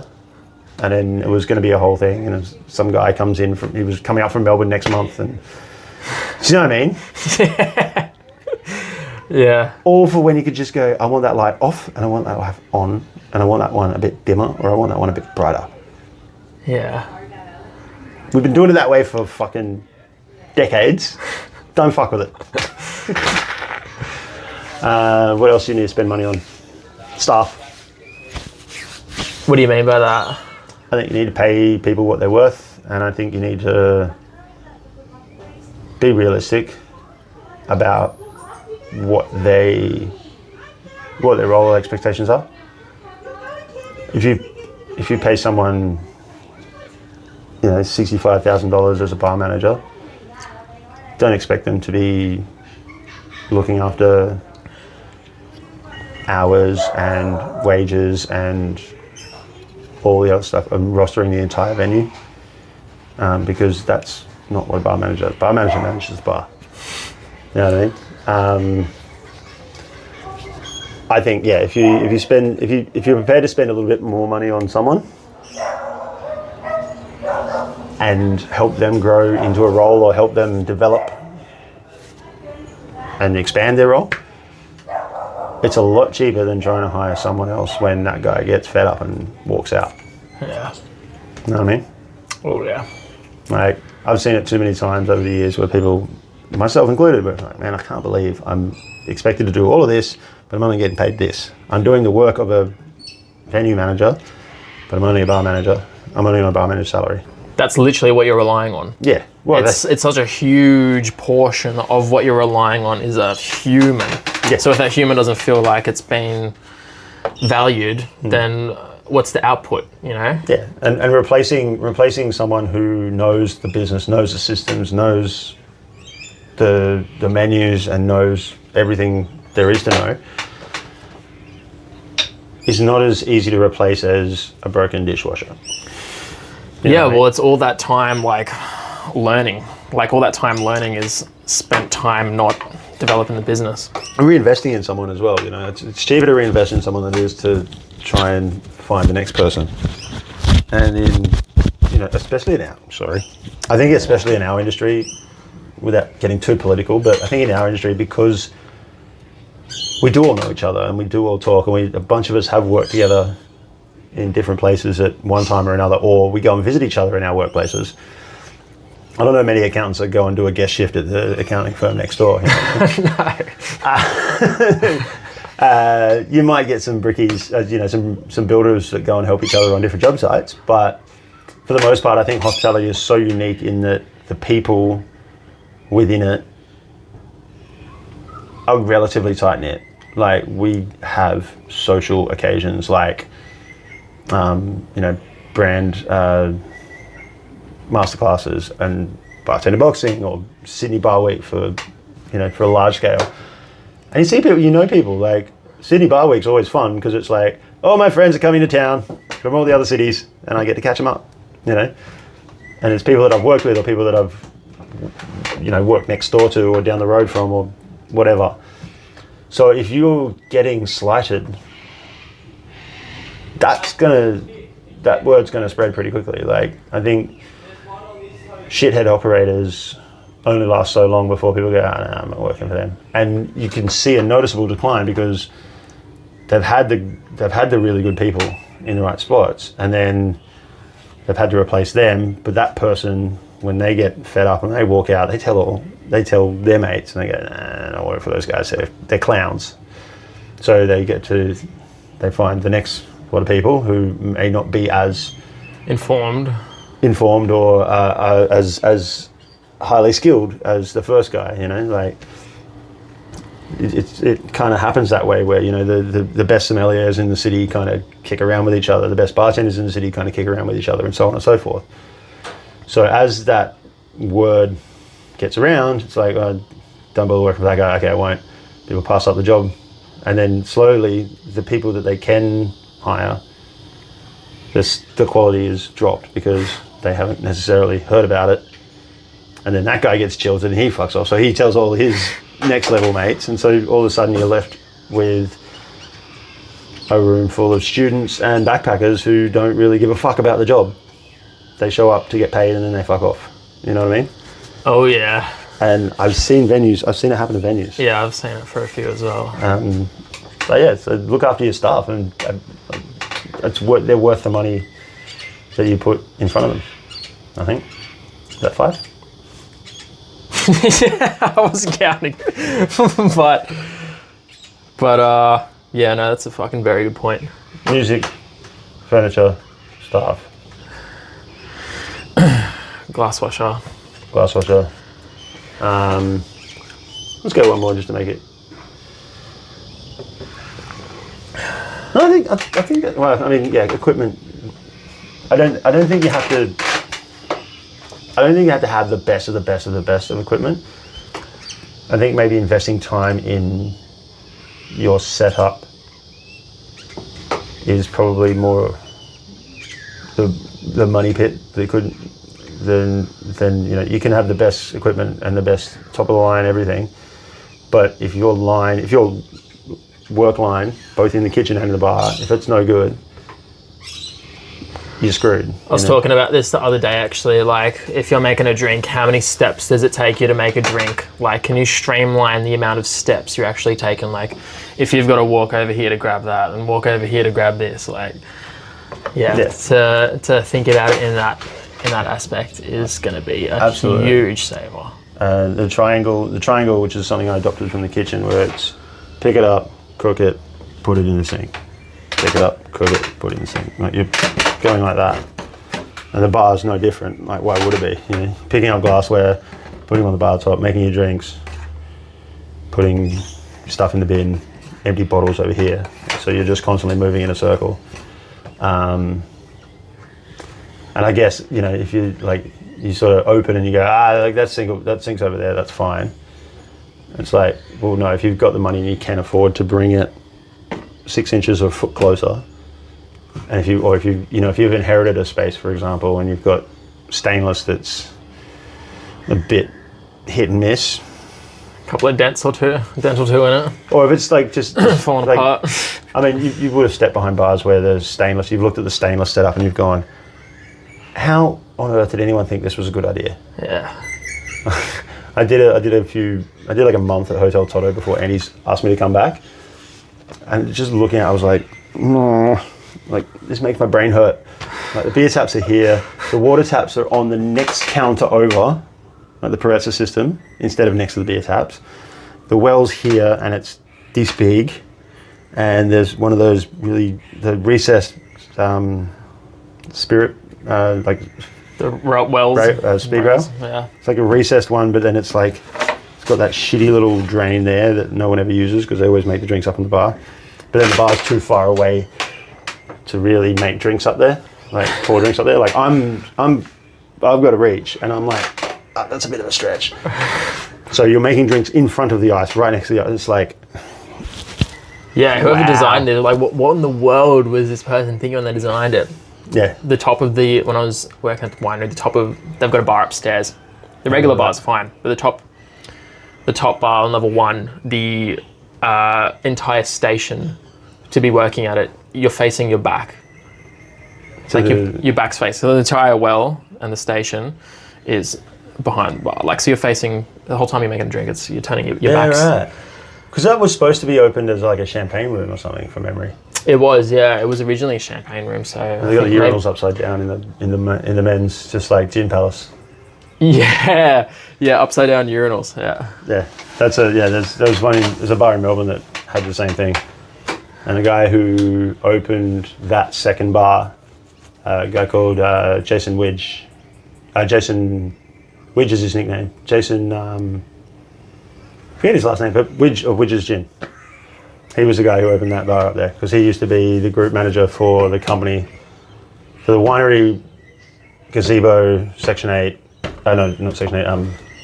That was when it was owned by I think India? Dixon Hospitality maybe, or even before them. Before that. I can't remember what they were called, but they were kind of like neck and neck with Merivale, and then Merivale went and these guys kind of dropped off. So they had Post Point Hotel with kit and caboodle upstairs, and they had like cargo bar, and the one above it, I forget, down on the wharf. Below cargo is... Cargo's down low, and then up top there's another one. I mean, now it's still... now they're called the same venue, but I don't know what it used to be called. Yeah, anyway, we sat a bartender exam up there one year. But yeah, they had heaps, and the winery was one of them. And they were like gunning to kind of go neck and neck. They had the one in the city, the gin bar in the city up on the rooftop. Served lobster rolls. This is what I mean. Like, it used to be like, everyone was like, this place is amazing, and it's just gone because they didn't pay their staff properly. They didn't look after the right people, so they ended up with a bunch of backpackers and transient staff, and it's just, you go up there now and it's just like Peronis and fucking Aperol Spritzers. That's all they really need to stock. That's all anyone knows how to make, and even the Aperol Spritz is like, ugh, that doesn't, yeah. Anyway. I did a podcast with Millhouse, who shouted you out. Aw, what a guy. Well, I don't know if he shouted you out, but he definitely mentioned you. Said you did some awesome work on Facebook during the lockdowns when he was starting his little Facebook. That was good. That was good fun, man. That was really good fun. We did the what was it? The network news something. Yeah. We were just taking the piss. Yeah. Nicole Reed did a weather report from the kitchen. It was very funny. Sounds like a lot of fun. I did like a sportscaster thing, something about cockroaches racing up a window wall or something, and ants scurrying because the bin day's tomorrow, or something dumb like that. That was his kind of thing, and it was one of those, like, just those little blips of fun, creative distraction from being locked inside for 2 years. Yeah. I got a lot of time for that guy, man. He's really nice bloke. I think he identifies as they them now. Can't remember. Anyway, but I first met them hair down to his backside. I was working at Dan Murphy's as a spirits purchaser person or something like that. I was just always at the spirits tastings and masterclasses. And one day, curiosity got me. I was like, "What's your name, man? What bar do you work at? I haven't seen you anywhere except tastings." And he's like, "Oh no, I work for Dan Murphy's. My name's Dan. How you going? Millhouse." I was like, "Hey, everything's coming up?" And he's like, "Yes, everything's coming up." But we clicked instantly. And then he started. I think his first bar gig was Zeta. Yeah, it was actually fucking wild hearing his story, because it is kind of backwards to what your regular guy who's getting involved in Hospo. Yeah, he went selling booze, high-end cocktail bar, kind of down to the dock, like a dive bar. The dock's a dive bar. That's one of Australia's few like legit, because they're open, or they used to be open all day, every day. They closed down. Yeah, I know. I was gutted. That was one of the ones I was like, oh, I really want to get back to the last night. Yeah. It would have been absolutely debaucherous. Yeah. The original owners were his two brothers years and years and years ago. I was working at Low 302. And they were rat bags. Absolute fucking rat bags. They closed the shop early because they heard Low was popping off. So they'd literally close the bar early and come down the road and rage. Were you at Low in the periods where, this was before I was working at the winery, but I used to hear that the staff from Low and the staff from the winery were super tight, and they used to go drinking at each other's venues after. Yeah, we used to get hit. Like, it was always like kind of like, all right, here comes the midnight rush, and then it's just his winery kids just flooding in. On a $10 steak, because we used to do $10 meals all night, and it was aimed squarely at Hospo. But yeah, like a minute steak and some chips. It was a burger and then like a pasta dish or something. So they'd all come in, get that. And yeah, when like if we had a long day, like a prep day, and then because we weren't open during the day, if we had a prep day, we'd go there and have a beer and a bite to eat. But there was a red hot minute there. I was kind of at the tail end of it, but Low 302 was like the Hospo hangout for a good long while. It was just this like lightning in a bottle sort of place. Like it was weird. The owner, Arif, was a bit of a nutbar, but was like, super passionate about music, and happens to be best mates with Daniel Johns. And so you get a lot of Australian rock and roll luminaries hanging out there at times. Looked after Something for Kate, saw the Powderfinger Boys once or twice, which was always nice because I knew them in Brisbane. Old mate and then touring artists as well. Like, I'll never forget one night. This is like one of those like, I almost lost my cool sort of moments. Myself and another guy called Benoit, who'd been there for years and years as well. Lovely guy. We were closing the bar down, like kind of just slowly packing it down. It was a pretty dead night. And this big heavy guy, like fucking, you know, like pretty staunch dude walks in. And, you know, asking a very thick American accent. He's like, oh, hey, you know, what's good to drink in this town? You know, like, has Sydney got something? And I jokingly said, you should have a whiskey apple. And Benoit's like, fuck off, man. That's a Shady Pines drink. We're sick of making whiskey apples. And I clean the juicer. And I'm like, whatever.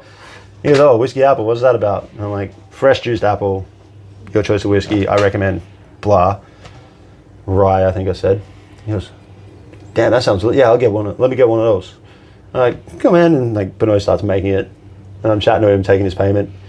I go, I hear the accent. You've been in Australia long? Are you just visiting? Like, what's the go? And he goes, oh yeah, no, I'm just in town. I'm playing some music. I actually played at the Oxford Art Factory just now, tomorrow night. I did sound check tonight. And I was like, oh, cool. What do you play? He's like, oh, I'm a DJ. Been doing it for about 25, 30 years. I was like, oh, what's your DJ name? Maybe I've heard of you. And he goes, yeah, Cut Chemist. You may have heard of me. And I'm just like, I'm sorry, did you say Cut Chemist? And he's like, yeah. And I'm like, man, I don't usually do this, but I am a massive fan. I saw you on tour with DJ Shadow when you guys did that 45s thing with all the. It's a pleasure to meet you, my friend. That one's on us. He goes, cool, man, thank you. I'm gonna have some of my friends who arrive and I'm like, take whichever table you want, man. Like, just go and sit. And Benoit comes over and he goes, did you? And I was like, and he walks away, and I fucking jump pushed. I went to shove him, but I jumped in excitement, so I ended up flying backwards. And I was just like, Cut Chemist is in my fucking bar! Bah! And like we're having this like little minor freak out in the. Oh no! Oh, I thought that had fallen off.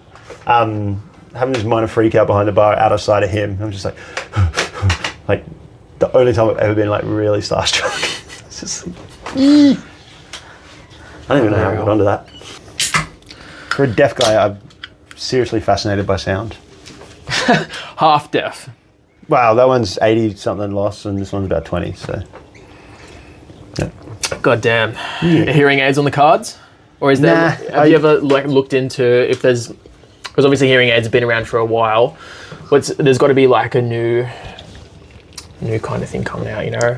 I don't know. Well, the technology, like I had hearing aids when I was a kid. Like my mum and dad, like they cottoned on that something was amiss, and the doctors were like, "Yeah, he's profoundly deaf. Like, probably want to recommend teaching him sign language, sort of deaf."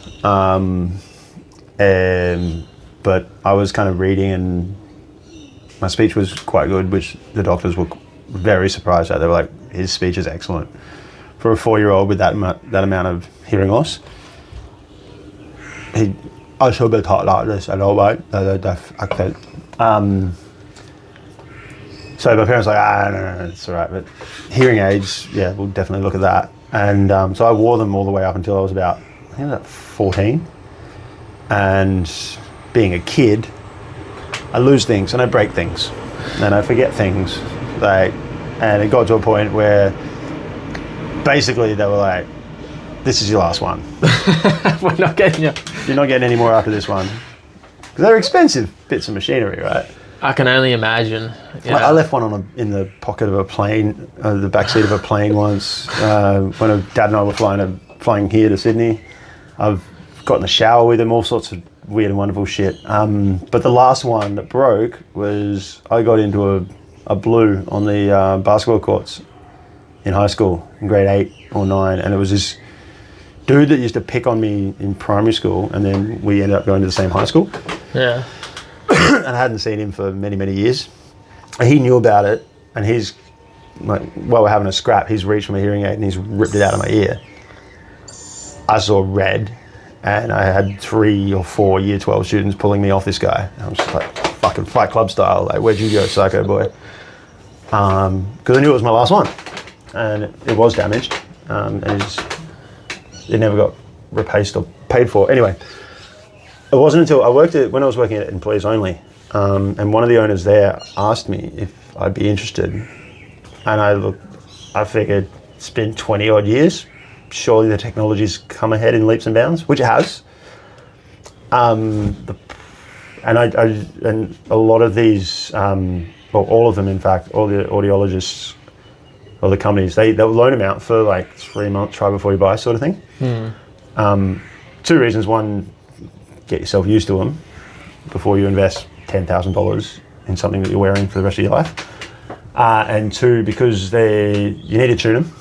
So I remember as a kid, like, I swear it was monthly, probably was a lot less, but very regularly going in for checkups, and they put the headphones and the fucking bone reader and the thing, and they play noises at different frequencies. And because I'm a little kid, put a marble in the maze if you hear a sound to distract you. So they need to be like tuned.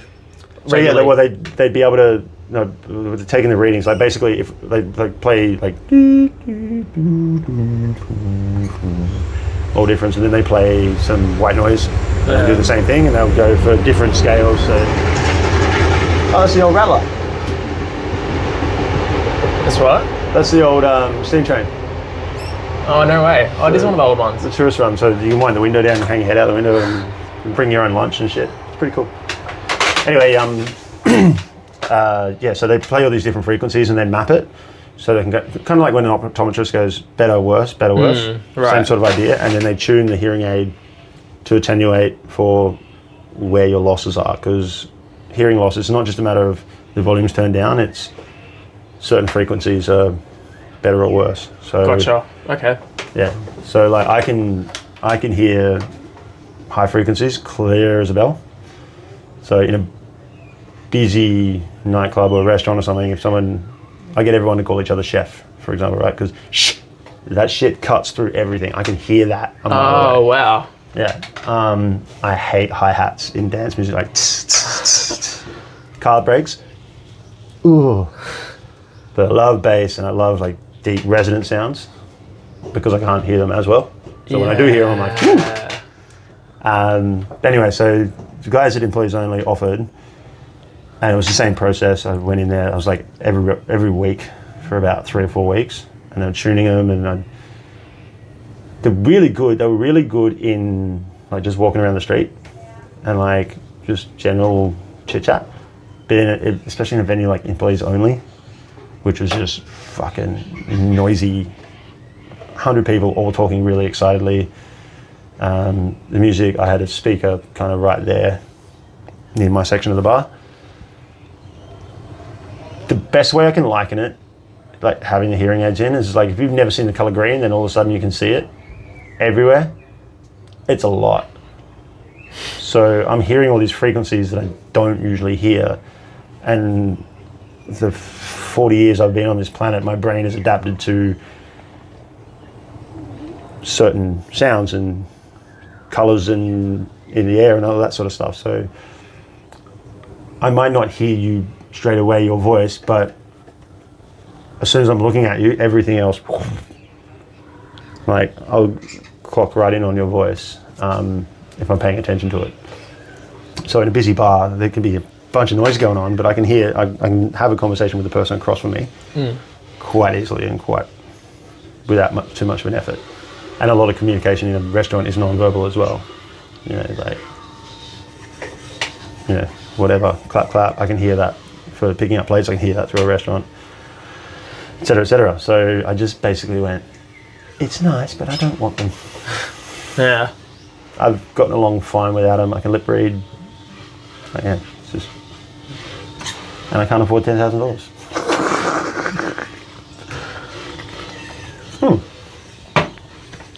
I mean, it's not super obvious. Like, I think the first time, I think I went a few shifts working with you before it was even like,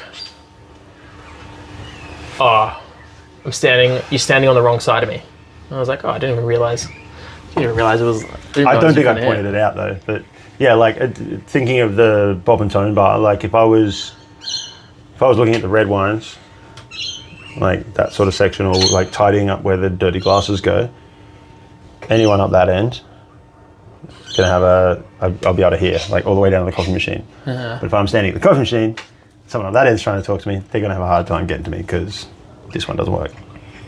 Dude, it's so fascinating hearing the little chef trick. Shh. Yeah, just that noise. It's another one I have to thank Charlie Parker's for, because everyone calls each other chef. Because we did run it a little bit like a line as well. Like, so if you're on, just the way that bar's set up. It's kind of caught on in, it's definitely caught on in Sydney Hospo. I hear it all the time. Bartenders are calling each other chef all the time.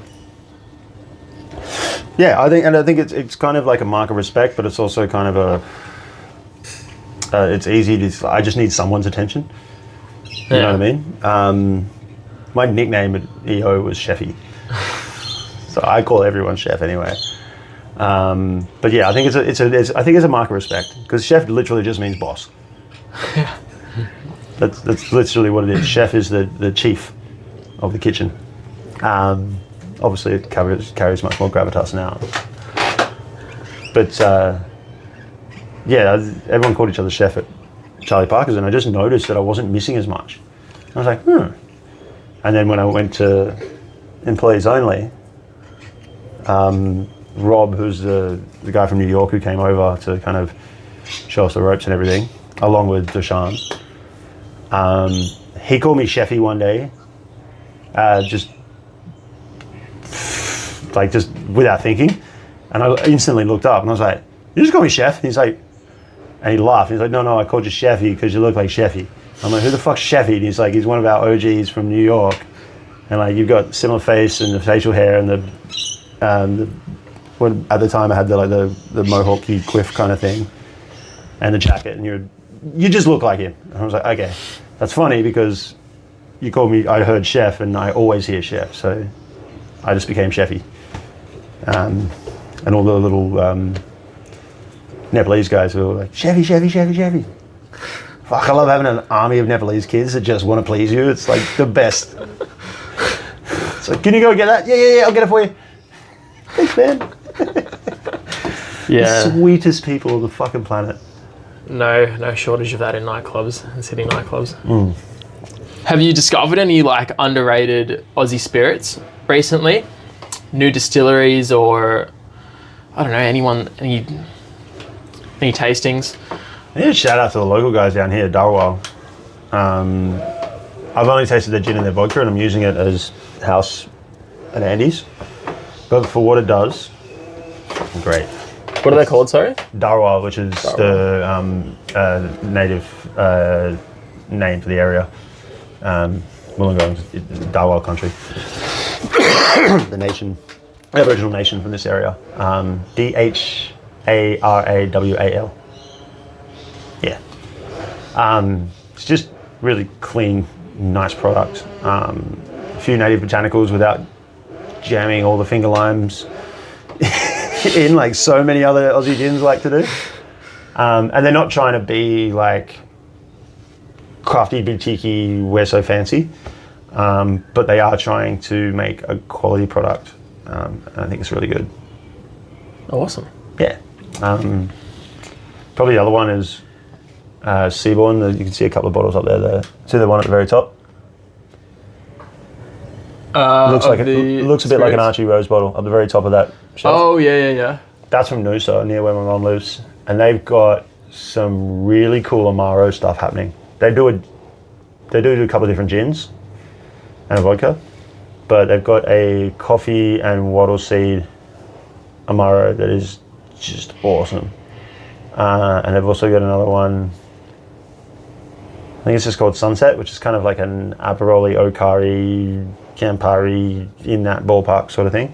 Like a bitter aperitif. Yeah, it's just a really nice bitter, which is really good too. They're the ones off the top of my head. Yeah, fuck yeah. I don't understand why everyone's freaking out about this overt stuff. I tried it and I thought it was balls. The what?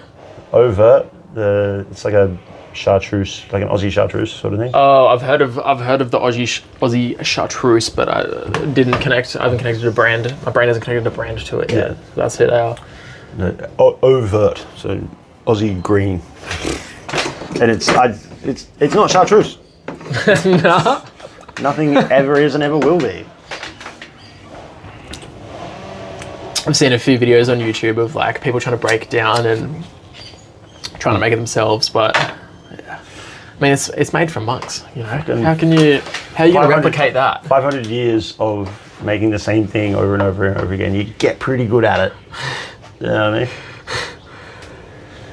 I had a couple of friends that have managed to get over there, and it's just where it's made. Yeah, they got access, and they met one of the brothers that makes it, and it's like it's all shrouded in secrecy, and like everything gets delivered, but it's all like only some of them make, like some of them makes one part of it, and another one makes another part of it, and it's all it's mental. It's just one of those things. It's just like old school, old world monk mysticism shit, and it tastes good. It's cracking. It's a great story. I love it. Any like, obviously you said that the Aussie chartreuse you reckon is a little bit overrated. Any other overrated trends at the moment? Trends? I've seen a whole lot of trends, man. I've been down here, so I just kind of. No, I don't know. I mean, obviously, I kind of try and watch out on socials and kind of get a bit of an idea of what people are doing around the traps. I think the one thing that I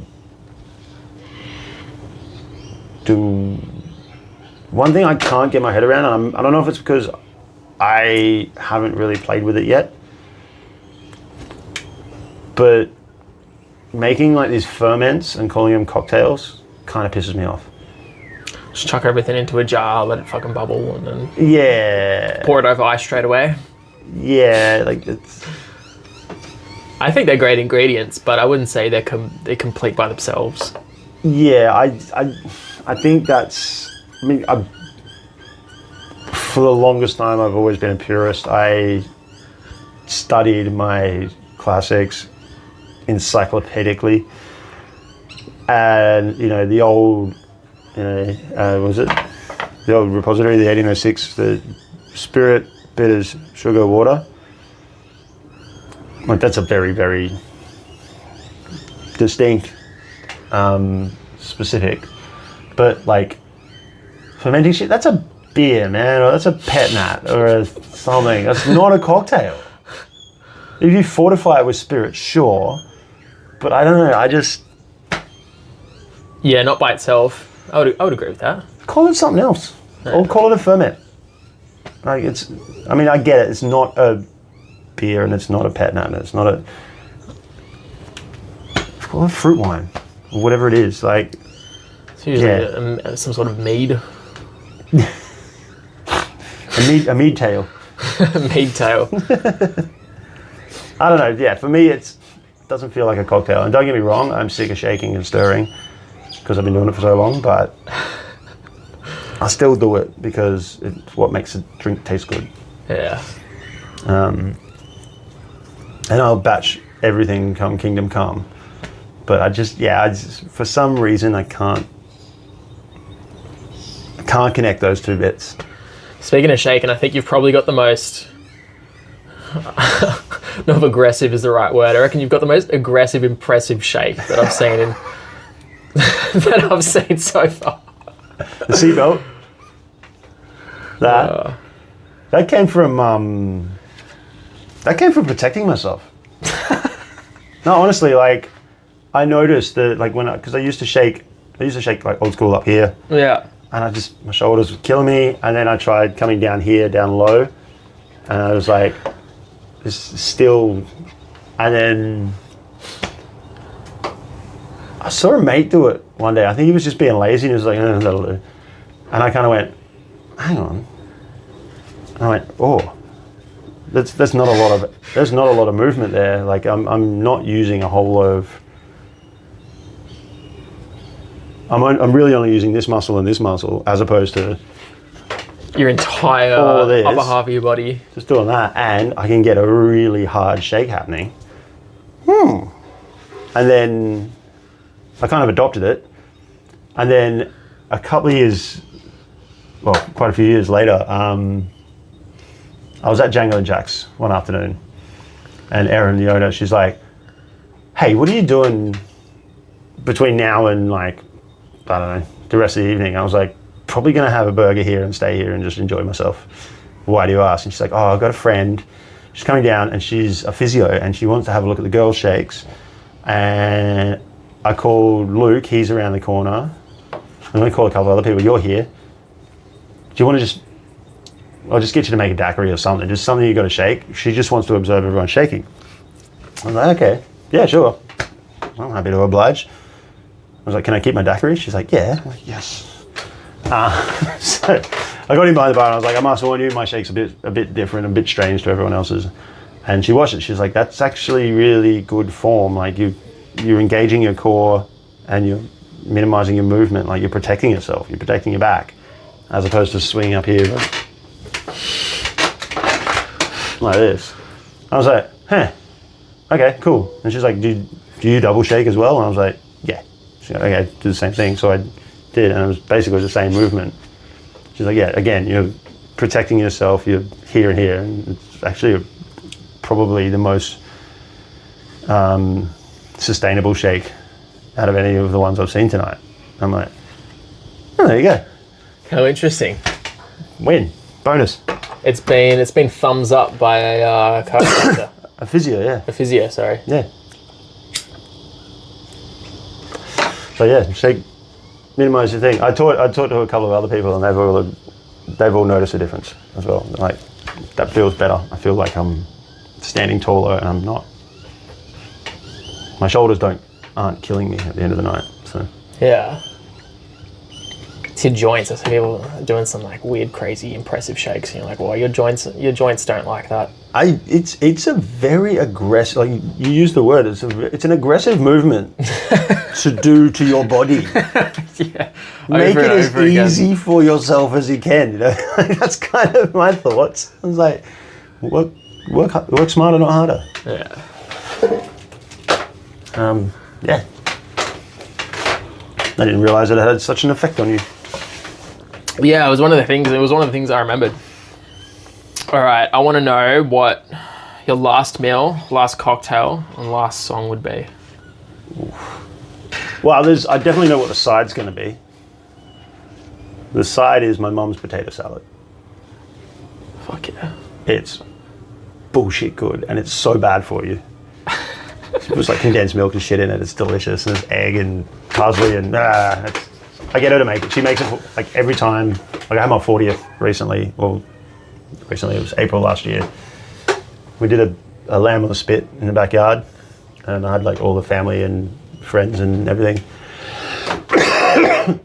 And Mum came down and she's fussing like she always does. And she's like, oh, is there anything you want me to do? And I was like, yeah, potato salad. She's like, okay, I can do that. She made a massive bowl of it, and it lasted me like a week. Like I say, a massive bowl, like a proper like. I've got like kitchen mixing bowls in there, like one like that. And it lasted me a week. I was just like, how? And it gets better like every couple of days. Oh yeah, it soaks up whatever's in there. Yeah. And do you know what? I think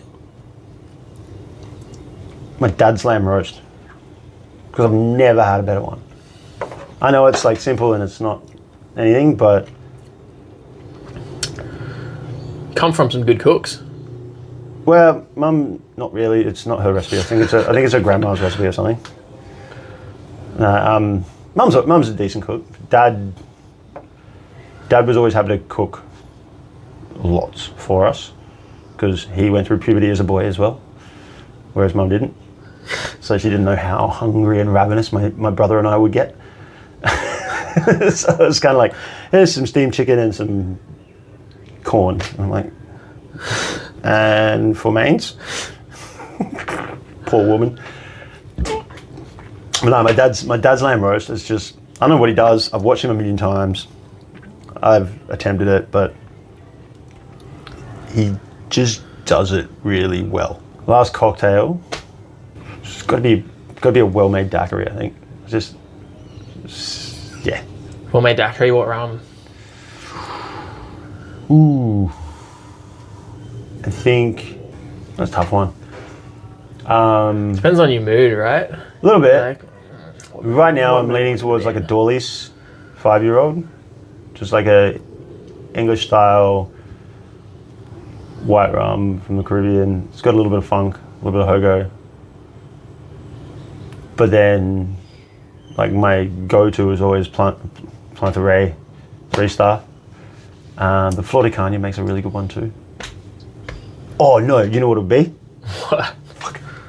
The original Havana 3, the original aged white rum.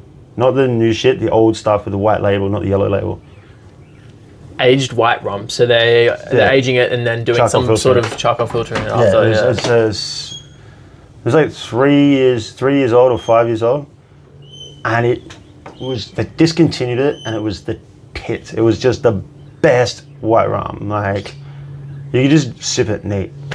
It was delicious. And if I ever find a bottle again, I'm going to get my hands on it and drink it. It's probably one going on eBay somewhere. Potentially. Eventually on Marketplace. I might have a look. And last song. That's a really tough one, man. It's kind of mood dependent as well. Yeah. But if it's my last sort of thing, Christ on a bike. I'm really honest. I think it'd have to be like, it's kind of like a gun to my head kind of question, you know, like as in, I don't know until I'm in that moment. Like I'm picturing myself with a plate of my dad's roast and my mum's potato salad and a daiquiri. And I'm like, okay, well, this is the end. There's nothing after this. Once I've finished eating this and drinking this, and I listen to this song, that's it, lights out. And there's so many different ways I could go with it. We can leave it open-ended. We'll leave it open-ended. I think maybe something like, the corny part of me wants to say Wonderful World by Louis Armstrong because it's just such a beautiful song. Yeah. And it's kind of like, you know. That'd be a good song to go out to. Is what it is. But then part of me is also like, what's that song that I just want to hear one last time before I go? And there's so many. Yeah. Like, I touched on it before, like I'm always listening to music. The only reason there wasn't music playing when you arrived is because I was reading a book and I can't do both.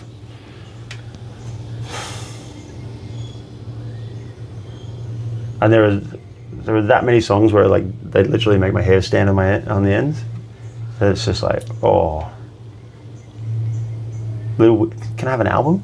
You don't have an album. What album would you do? Probably Electric Ladyland, Jimi Hendrix. Nice. Because it's just amazing.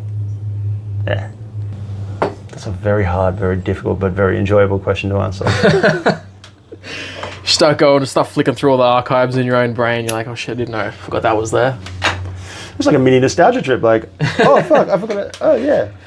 Wouldn't that be a great song to, yeah. Well, like how many countless amazing meals I've had in my life.